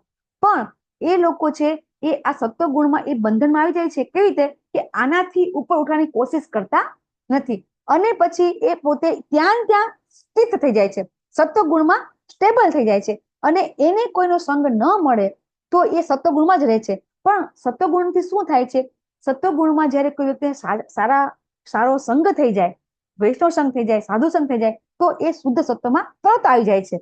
પણ તરત આવી જાય છે ખરા, પણ એક પણ પ્રોબ્લેમ ત્યાં પણ છે કે ત્યાં એ જો કોઈ સારો સંગ ન મળે તો પછી એ ત્યાં સ્થિત થઈ જાય છે અને એના કારણે એની ગતિ ક્યાં થાય? એની સ્વર્ગનું સુખ મળે. પણ આગળ આપણે સમજી ગયા કે સ્વર્ગનું સુખ મળ્યા પછી પણ આપણે આ જીવન છે પાછું મૃત્યુલોકમાં આપણે આવવું પડે છે. સત્વગુણ બેસ્ટ છે, પણ સત્વગુણથી ઉપર આવ્યા નહીં તો પાછા આ બ્રહ્માંડની અંદર આપણે ભટક્યા કરીએ. એટલા માટે આ સત્વગુણને આપણે સોનાની સાંકળ કહીએ છીએ. કે સોનાની સાંકળ એટલે કેવું કે જ્ઞાન અને સુખથી એ બંધનમાં આવી જાય છે. જ્ઞાન અને સુખના ભાવથી એ બંધ થઈ જાય છે. બસ એટલામાં એનું પોતાનું જેની કહેવાય સંતુષ્ટ થઈ જાય છે. એટલા માટે એ પોતે છે આગળ વધી શકતો નથી. પણ સત્વગુણ હોય અને એ સત્વગુણ વાળી વ્યક્તિને જો સારો સંગ મળી જાય તો તરત એ વ્યક્તિ ભક્તિમાં આવી જાય છે. એટલે સત્વગુણ છે એ શ્રેષ્ઠ છે. તો રજોગુણ કેવો છે? તો રજોગુણમાં કેવું, અત્યારે પૃથ્વી ઉપર 99% લોકો રજોગુણમાં જ છે. કારણ કે એ કેવા હોય કે એને અમર્યાદિત ઈચ્છાઓ હોય. ક્યારે ઈચ્છા છે એની પૂરી થતી નથી અને હંમેશા અલગ કાર્ય કરતો જ છે અને એ કર્મ કરતા એ પોતે અલગ અલગ સુખ ભોગવવાની ઈચ્છા કર્યા કરે છે. અને આપણને ખબર છે કે જેવી રીતે અગ્નિની અંદર પેટ્રોલ આપણે નાખીએ તો કોઈ દિવસ અગ્નિ એમ ન કે હા બરાબર હવે હું સંતુષ્ટ થઈ ગઈ. એવી રીતે આપણી કામ ઈચ્છા છે. આપણે આગળ પણ સમજી ગયા કે કામ જે ઈચ્છા છે, કામ એટલે કામના, કામ એટલે વાસના, વાસના એટલે ઈચ્છા. અને ઈચ્છા છે ને એ ઈચ્છા ક્યારેય પૂરી થતી નથી અને એના કારણે હંમેશા જે વ્યક્તિ છે એ કર્મ કરતો જ છે અને ક્યારેય એ પોતે આગળ વધી શકતો નથી. એટલે રજોગુણી વ્યક્તિ હોય છે એને હંમેશા અમર્યાદિત ઈચ્છા હોય છે. તો આપણે જોઈએ છે કે અત્યારે આપણને પોતાનું એવું નથી કે આપણને એક ઘર હોય તો આપણે 2 ઘર લેવાની ઈચ્છા થાય, એક ગાડી હોય તો આપણને 2 ગાડી લેવાની ઈચ્છા થાય ને? આપણને પોતાની સંતોષકારી થાય છે? નથી થતો. તો એ રીતે આપણી ઈચ્છાઓ છે એ પૂરી થતી નથી. કારણ કે આપણે બધા કયા ગુણમાં છીએ? આ ઉપરથી આપણે સમજી શકીએ કે આપણે રજોગુણમાં છીએ. રજોગુણ એટલે કેવો ગુણ કે આપણને ઈચ્છાઓ થયા કરે. તો એટલા માટે મોટા ભાગના લોકો છે એ રજોગુણમાં જીવતા હોઈએ છે. હવે તમોગુણ, તો તમોગુણ તો કેવી છે વ્યક્તિ કે એ વ્યક્તિને કોઈ ભાન જ નથી હોતું. શાસ્ત્રની વિરુદ્ધ કર્મ કરતા હોય છે અને એ રીતે એનામાં બિલકુલ જ્ઞાનનો છાંટો હોતો નથી. એટલે કેવો હોય છે? અજ્ઞાની હોય છે. અને અજ્ઞાનીના કારણે એ વ્યક્તિને હંમેશા મોહગ્રસ્ત થાય છે. મોહગ્રસ્ત કેવી રીતે થાય છે કે જે વસ્તુ એને મળવાની છે અથવા તો મળવાના કોઈ એની પાસે કોઈ કરતા કોઈ ચિહ્ન જ નથી કે આ વસ્તુ એને મળે, છતાં પણ એ શું વિચાર કરે છે? ના, આ તો બધું મારું જ છે, આ બધું મને મળશે. અને હંમેશા એ જેને કહેવાય ને કે સ્વપ્નમાં જીવતો હોય, સ્વપ્નમાં જ રાચતો હોય અને પછી એનું પરિણામ શું થાય છે કે એકદમ આળસુ. સ્વપ્નમાં બધું એને કે હા બધું મને મળી જ જશે, પણ કેવી રીતે? વિધાઉટ કોઈ પણ પ્રકારનું કર્મ કર્યા વગર, કોઈ પણ પ્રકારની મહેનત કર્યા વગર એ વ્યક્તિ છે પરિણામ ઈચ્છતો હોય છે અને એ કારણે એ એકદમ આળસુ અને નિંદ્રા એટલે મીન્સ કે સૌથી વધારે આળસુ હોય છે ને સૌથી વધારે ઊંઘ લેતો હોય છે. અને આના કારણે એ વ્યક્તિ છે એ બહુ જ ખરાબ, જેને કહેવાય તમોગુણી વ્યક્તિ છે એ બહુ જ ખરાબ એની ગતિ થતી હોય છે. ભગવાન અહીં સમજાવે છે કે સત્વગુણ છે એ સુખથી બાંધે છે, રજોગુણ સકામ કર્મ એટલે સારા કર્મ કરીએ. સારા કર્મ આપણે એટલે પણ કરીએ છીએ. રજોગુણમાં શું થાય છે કે આપણને બુદ્ધિ હોય છે કે સારા કર્મ કરીશું તો આપણને ઉચ્ચ ગતિ પ્રાપ્ત થશે. એમ કરીને આપણે પુણ્ય કર્મ કરતા હોય છે તો એ સકામ કર્મથી બાંધે છે. અને તમોગુણ છે એ તો આપણને અજ્ઞાનથી બાંધી દે છે. બરાબર? આપણા જ્ઞાનને ઢાંકી દે છે એટલે કે આપણને અજ્ઞાન અને આળસથી બાંધી દે છે. એટલે આ 3 ગુણ છે અહીંયા આપણે સમજાવી છે કે 3 ગુણ છે એ આપણા માટે બંધન છે. તો હવે શું થાય છે? શું એવું હોય કે કોઈ વ્યક્તિ એક જ ગુણમાં હોય? ક્યારે એવું ન હોય. દરેક વ્યક્તિ છે એ કોઈ વખત સત્વગુણમાં હોય, કોઈ વખત રજોગુણમાં હોય, કોઈ વખત તમોગુણમાં હોય. તો એવું કેવી રીતે થાય? આ શ્લોકમાં ભગવાન એવું સમજાવે છે કે કોઈ વાર સત્વગુણ છે એ રજોગુણ ને તમોગુણને પરાસ્ત કરીને સત્વગુણ મુખ બની જાય છે. પછી કોઈ વાર રજોગુણ છે એ સત્વગુણ તમોગુણને પરાસ્ત કરીને રજોગુણ મુખી થઈ જાય છે. તો આવું કેમ થાય? બરાબર? તો આપણને એનું કારણ છે કે આ સમય છે ને એ સમય પણ 3 ગુણો પ્રમાણે બંધાયેલો છે. સમયની અંદર પણ 3 ગુણ રહેલા છે. તો સવારનો સમય છે ને એ બ્રહ્મ મુહૂર્ત જે આપણે કહીએ એ સત્વગુણનો હોય છે. ને સત્વગુણમાં આપણને હંમેશા સારું સારું કાર્ય કરતા હોય. તમે જે પણ જગ્યાએ તમે જેમાં પણ શ્રદ્ધા રાખતા હોય, સત્વગુણમાં હોય ને એ સવારે વહેલા ઉઠે અને જેની પણ શ્રદ્ધા રાખતા હોય એની પૂજા આરાધના કરે અને એ રીતે ભગવાનની કે જેની કોઈ એ ભક્તિ કરતો હોય છે. અને એ રીતે સત્વગુણમાં વ્યક્તિ હોય છે એ સવારમાં સારા ગુણો હોય છે. તો એટલા માટે એ સવારમાં સત્વગુણમાં હોય છે. પછી જેવો સૂર્યોદય થાય છે, વ્યક્તિ પોતાના કામ ધંધે જાય છે. તો શું કરવા જાય છે કે ભાઈ એને પ્રાપ્ત કરવા છે કે ધન પ્રાપ્ત કરવું છે. તો ધન પ્રાપ્ત કરવા માટે એ નોકરી ધંધામાં કે જ્યાં જતો રહે છે તો ત્યાં એનામાં રજોગુણ આવી જાય છે. કારણ કે એની ઈચ્છા શું છે કે પૈસા પ્રાપ્ત કરવા, એટલા માટે રજોગુણમાં આવી જાય છે. પછી શું થાય છે, આખો દિવસ કામ કરી થાકીને જયારે ઘરે આવે છે તો પછી એ પોતે પોતાની જેને કહેવાય કે થાક છે એ થાક ઓગાળવા માટે, પોતાને શાંતિ મેળવવા માટે અલગ અલગ કાર્ય કરતો હોય છે. તો રાતનો જે સમય છે એ તમો ગુણનો સમય છે. અને એના કારણે એ વ્યક્તિ જો તમોગુણી હોય અને તમોગુણનો સમય હોય તો બંને વસ્તુ ભેગી થાય. અને પછી જો કોઈ વ્યક્તિ તમોગુણી ના હોય અને સત્વગુણી હોય ને તો તમોગુણનો જે સમય હોય ને એમાં પણ ઉપયોગ કરી શકાય છે. જો અત્યારે આપણો તમોગુણનો સમય છે પણ આપણે બધા સારી વાત કરી રહ્યા છીએ તો એને સાવસંગ મળે છે. પણ જ્યારે કોઈ વ્યક્તિ આખો દિવસ ઘરે થાકીને ઘરે આવે તો શું કરે, કાં તો ટીવી જોવે, કાં તો મોબાઈલ જોવે, ડ્રિંક કરે, સિગરેટ પીવે, આ બધું કરતો હોય છે વ્યક્તિ. તો તમોગુણમાં જે વ્યક્તિ હોય એ તમોગુણનો સમય હોય અને તમોગુણ વ્યક્તિ હોય તો બંને ભેગું થાય તો ત્યારે શું થાય છે, એ વ્યક્તિ તમોગુણમાં કામ કરે છે. તો આવી રીતે એક જ વ્યક્તિ સવારમાં સત્વગુણમાં હોય, બપોરે રજોગુણમાં હોય, રાત્રે પછી એ તમોગુણમાં આવી જાય છે. એટલે આવી રીતે દરેક વ્યક્તિ છે આખો દિવસ અલગ અલગ ગુણમાં રહેતો હોય છે. અને તમે લેવલ 2 માં આવશો, લેવલ 5 માં આવશો તો તમને આ ગુણ આપણે કેવી રીતે આપણે કઈ રીતે આપણે કયા ગુણમાં છીએ એનો પણ આપણે અભ્યાસ કરાવતા હોઈએ છીએ અને સમજાવતા હોઈએ છીએ કે કઈ રીતે આપણે આપણા ગુણ છે આપણે નક્કી કરી શકીએ છીએ. બરાબર. દાખલા તરીકે આપણે નોકરી ધંધા જઈએ, આપણે ગાડી લઈને જતા હોય, સ્કૂટર લઈને જતા હોય અને જો આપણે સત્વગુણમાં હોઈએ અને આપણી સાથે કોઈ અથડાય તો આપણે એની સાથે બહુ મિસબિહેવ નહીં કરીએ. પણ જો આપણે રજોગુણમાં હોય અથવા તો તમોગુણમાં હોય તો આપણે એ રીતે આપણું વર્તન હશે. તો આપણે પોતાને ખબર પડી જાય. જો આપણે તમોગુણમાં કે રજોગુણમાં હોય અને કોઈ વ્યક્તિ આપણી સાથે અથડાય કે કોઈ આપણી સાથે કોઈ ખરાબ બિહેવિયર કરે તો આપણે તરત આપણે છે અપશબ્દ બોલશું અથવા આપણે ગાડીમાંથી નીચે ઉતરીને ખોટો વ્યવહાર કરીશું. તો ત્યારે જો આપણને આ જ્ઞાન હોય કે આ વસ્તુ આપણે જે કરી એ તો રજોગુણી કરી, બરાબર. તો આવું જો આપણે જ્ઞાન હોય ને તો આપણે પછી આવું કામ નહીં કરીએ. તો હવે આ મન છે ને, આ મન છે એ મનને આ ત્રણેય ગુણો છે ખેંચતો હોય છે, બરાબર. અને જ્યારે આપણે સારા જેને કહેવાય કે જ્ઞાન આપણે પ્રાપ્ત કરતા રહીએ, સારા લોકોનો સંગ કરતા રહીએ તો આ મન છે ને એ સત્વગુણ તરફ ખેંચાશે.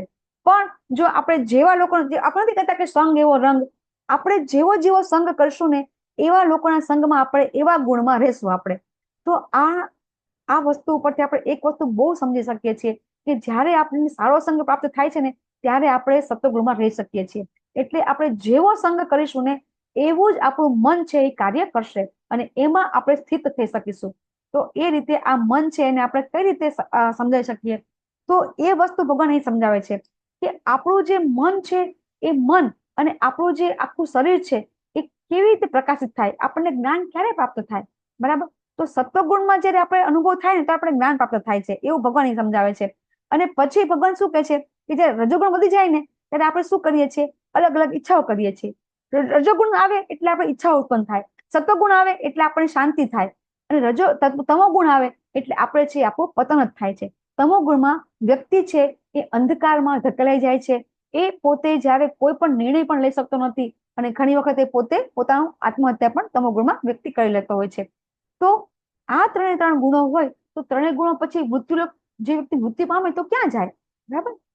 આપણને અહીંયા પ્રશ્ન પૂછવામાં આવે છે કે આપણામાં ત્રણ ગુણો છે તો 3 ગુણોમાંથી ત્રણ ગુણો હોય તો આપણે ક્યાં ગતિ થાય, સત્વગુણમાં હોય તો આપણે ક્યાં જઈએ. જો સત્વગુણમાં આપણે સારા કાર્ય કરીએ છીએ, બરાબર. સત્વગુણમાં આપણે પાપ કરતા નથી, સત્વગુણમાં આપણે કોઈનું ખરાબ અહિત કરતા નથી, આપણે સાત્વિક જીવન જીવીએ છીએ, બરાબર. તો આપણી ગતિ ક્યાં થશે,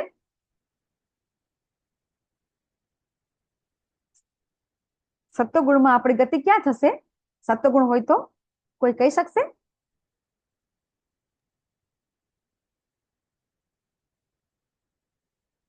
હરે કૃષ્ણ.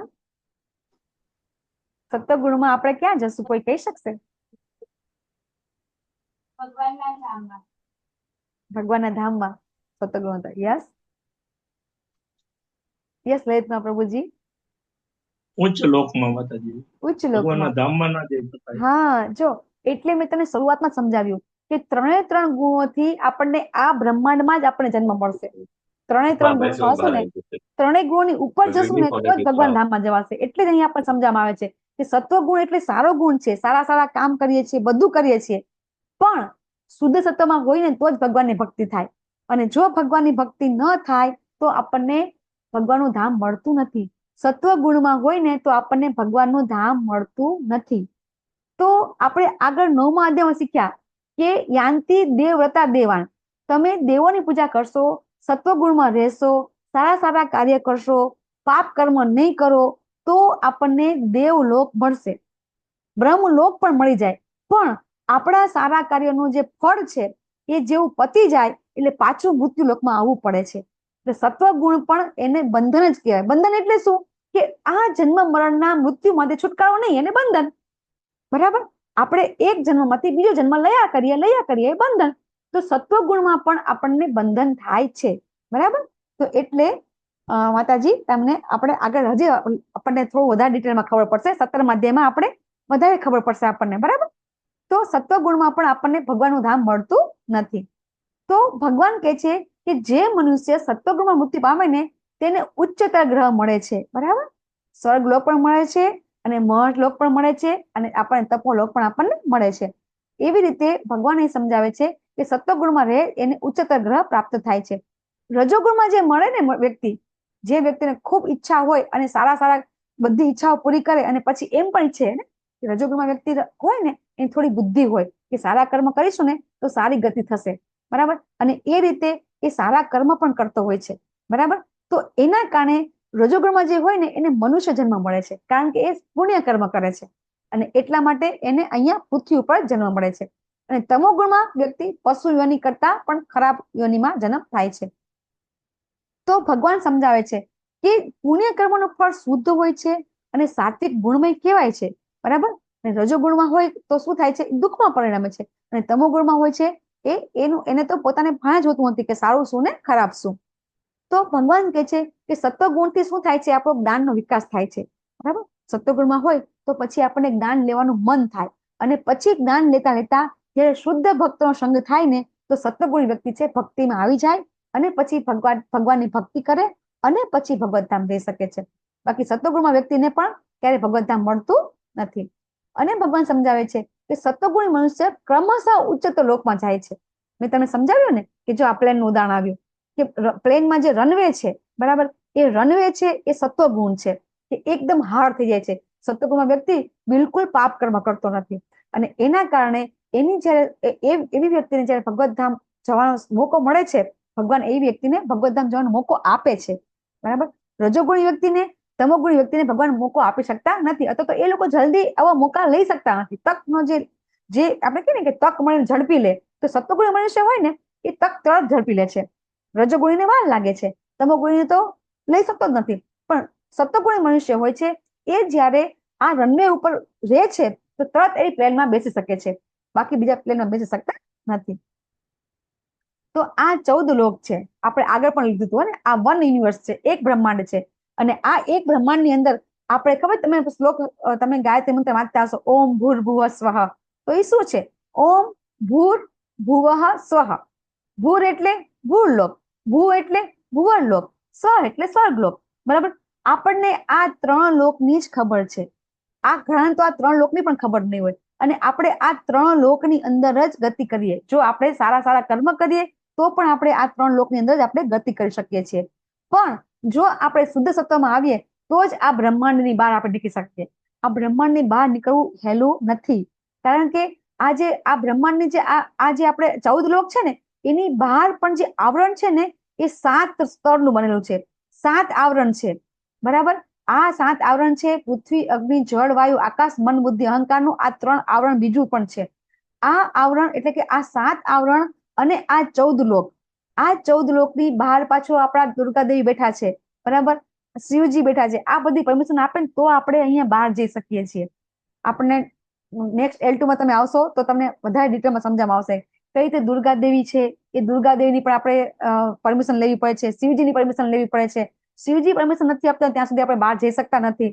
તો એ રીતે આ જે આ બ્રહ્માંડ છે, આ બ્રહ્માંડની બહાર જવું પણ આપણા માટે અશક્ય છે. જો આપણે રજોગુણ, તમોગુણ અને સતોગુણમાં હશું ને તો આપણે ફક્ત આ બ્રહ્માંડમાં જ રહેશું. પણ આપણે આ બ્રહ્માંડની બહાર જવાનું છે. તો આ બ્રહ્માંડની બહાર જવા માટે અહીંયા રસ્તો આપ્યો છે. કયો રસ્તો આપ્યો છે? બ્રહ્માંડની બહાર જવા માટે આપણને એક રસ્તો આપ્યો છે. કયો રસ્તો આપ્યો છે? કોઈને દેખાય છે? મહામંત્ર. હા, આ એક મહામંત્ર છે કે આ મહામંત્ર થકી આપણે અહીંથી બહાર નીકળી શકીશું. આ બ્રહ્માંડની બહાર નીકળવું હોય ને તો આ મહામંત્ર જ કામ લાગશે. કારણ કે કળિયુગનો યુગ ધર્મ છે યજ્ઞ. કયો યજ્ઞ છે કળિયુગનો?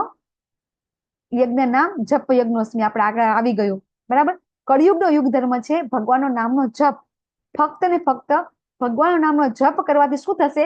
આત્માને ખોરાક મળશે, અને એ ખોરાક છે ભગવાનનો નામનો જપ. અને એ કરવાથી આપણને અહીંથી બહાર જવાનો રસ્તો મળશે આપણને, બરાબર.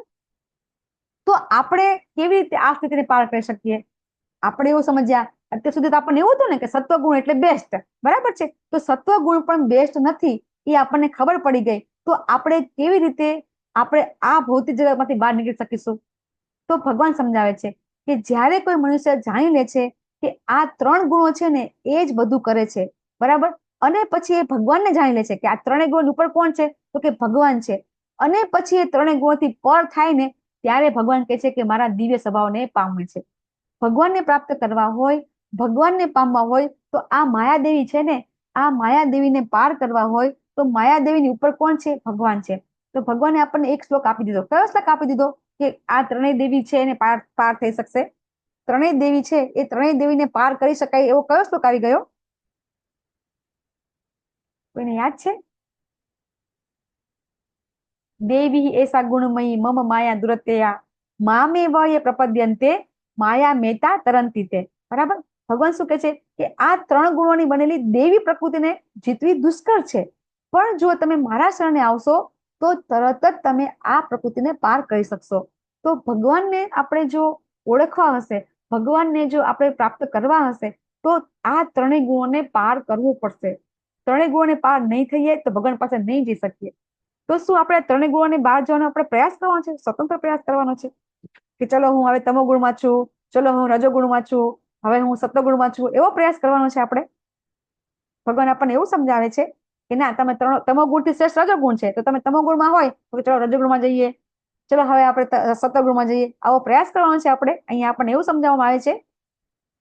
હરે કૃષ્ણ. એવું નથી. ભક્તિ કરવાનું.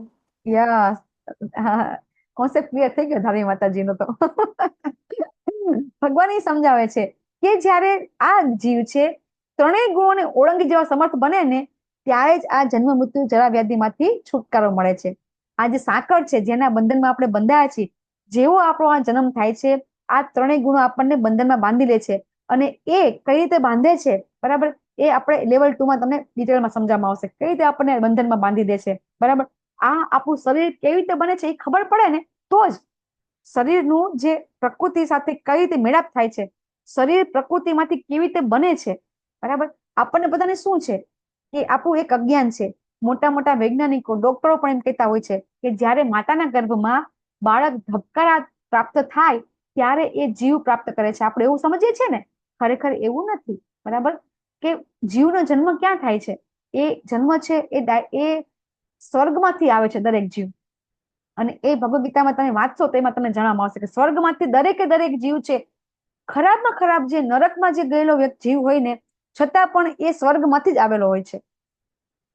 ભગવદ ગીતામાં પ્રભુપાદ એક બહુ સરસ 7મા અધ્યાયની અંદર એ સમજાવે છે પરપટમાં કે કઈ રીતે દરેક જીવ છે સ્વર્ગમાંથી જ પછી આવે છે. દરેક જીવ, પછી ઈયળ હોય, કીડી હોય, મકોડો હોય કે નરક પ્રાપ્ત થયેલું હોય, છતાં પણ એ જીવ છે પહેલા સ્વર્ગમાંથી જ આવે છે.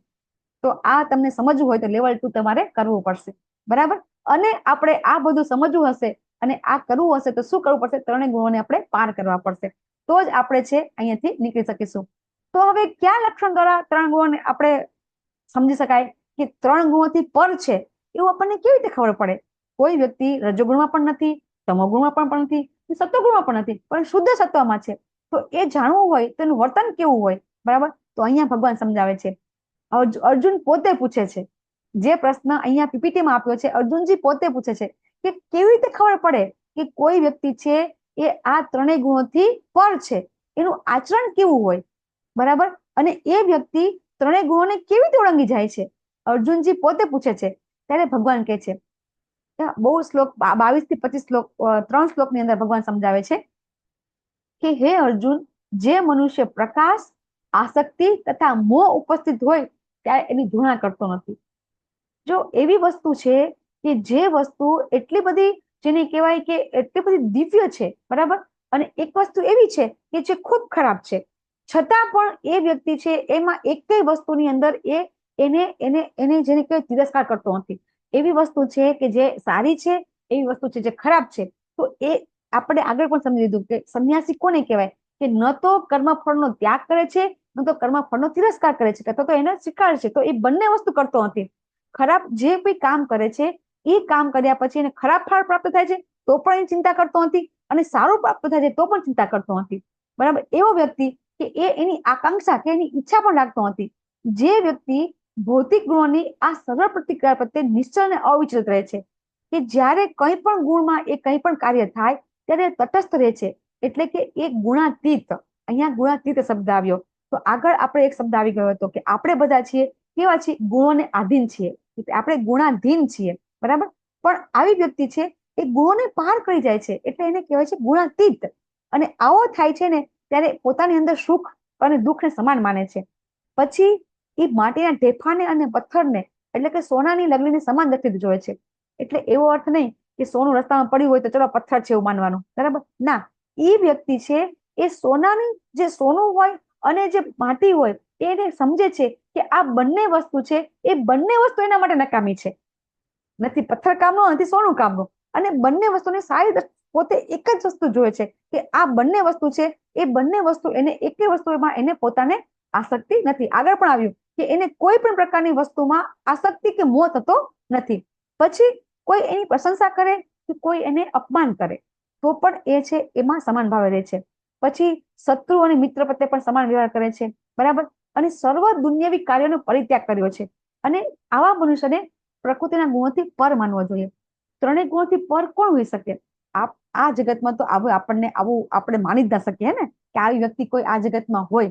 ના, પણ છે, પણ આપણને ખબર નથી. કારણ કે આવા લોકો હોય ને એ ક્યારેય, જેને કહેવાય ને કે મીડિયામાં, જાહેરમાં ક્યારેય કોઈ આવતા નથી, અને આપણને આ બધી ખબર હોતી નથી. આપણને તો કેવું હોય છે કે જાહેરમાં જે કોઈ જાહેર સભા ભરે અને 1 લાખ 2 લાખની મેદની આવી ગઈ હોય તો આપણને શું થાય કે હા, આ વ્યક્તિ તો જરૂર સત્વગુણથી એટલે ઉપર હશે, ત્રણેય ગુણથી ઉપર. પણ એ વ્યક્તિને આપણે જયારે અંદર ઊંડાણ કરીને જોઈએ, આપણે અંદર જઈને ઝાંકીએ આપણે, તો આપણને ખબર પડે કે ક્યાંક ને ક્યાંક એને તો માન પ્રતિષ્ઠાની ઈચ્છા છે. તો જ્યારે કોઈ શુદ્ધ સત્વમાં હોય ને તો એને માન સન્માનની પણ આશા હોતી નથી. એવા વ્યક્તિ હોય છે, એ જ વ્યક્તિ શુદ્ધ સત્વમાં હોય છે. તો ભગવાન અહીંયા સમજાવે છે. અને એવા વ્યક્તિ ક્યારે, આવા વ્યક્તિનું ગતિ કેવી થાય છે? તો ભગવાન શું કહે છે? આ શ્લોક બહુ સરસ છે કે મામચ યો અવ્યભિચારેણ ભક્તિ યોગેન સેવતે. અવિચળ ભક્તિમાં ભગવાને કેવી કહે? તો કે અવ્યભિચારીણ, એટલે ફક્ત ને ફક્ત ભગવાનની ભક્તિ, બીજા કોઈની નહીં. એવી ભક્તિ જે કરે ને એ જ વ્યક્તિ આ સગુણાન સંમતિ ધ્યાન, આ ત્રણેય ગુણોને એ તરત ઓળંગી જાય છે અને બ્રહ્મપદ સુધી પહોંચી જાય છે. તો અહીંયા આપણને ભગવાને એક શબ્દ આપ્યો, અવ્યભિચારીણ. તો આપણને ખબર છે કે વ્યભિચાર એટલે શું? કે કોઈ એક સ્ત્રી હોય એને બે અલગ અલગ પુરુષ સાથે સંબંધ હોય એને વ્યભિચાર કહેવામાં આવે છે. એવી રીતે એક પતિ હોય, અલગ અલગ પત્ની સ્ત્રી સાથે એને સંબંધ હોય તેને વ્યભિચાર કહે છે. તો એવી રીતે આપણે ફક્ત ને ફક્ત જયારે ભગવાનની ભક્તિ કરીએ ને તો જ એને અવ્યભિચારીની ભક્તિ કહેવામાં આવે છે. અને તો જ આપણે ભગવાન સુધી પહોંચી શકીએ છીએ. અને ભગવાન સુધી પહોંચી હોય તો અનન્ય ભક્તિ, અવ્યભિચારીની ભક્તિ આપણે કરવી પડશે, એવું ભગવાન આપણને સમજાવે છે. આગળ કહે છે અવિકલ્પ ન, બરાબર, બીજો કોઈ વિકલ્પ નહીં. એટલે ભગવાન આપણને અહીં સુધી 14મા અધ્યાય સુધી ભગવાન આપણને સમજાવ્યું કે ફક્ત ને ફક્ત ભગવાનની ભક્તિ કરીશું તો જ આપણે ક્યાં પહોંચીશું? કે આપણું જે અંતિમ લક્ષ્ય છે, બરાબર, ત્યાં સુધી આપણે પહોંચી શકીશું. અને ત્યાં પહોંચવા માટે આપણે ત્રણેય ગુણોથી પાર ઉતરવું પડશે. અને એમ કરીએ તો જ ભગવાન પ્રાપ્તિ આપણને થઈ શકશે. આપ સૌને ખૂબ ખૂબ ધન્યવાદ. પાંચાકલ્પતરુભ્યશ્ચ કૃપા સિંધુભ્યૈવ ચ પતિતાનાं પાવનેભ્યો વૈષ્ણવેભ્યો નમો નમઃ. અનંત કોટિ વૈષ્ણવ કી જય. જગતગુરુ શ્રી પ્રભુપાદ કી જય. શ્રીમદ ભગવદ ગીતાની જય. હરે કૃષ્ણ કૃષ્ણ હરે કૃષ્ણ કૃષ્ણ હરે કૃષ્ણ હરે કૃષ્ણ રામ હરે રામ હરે રામ રામ રામ હરે હરે રામ હરે.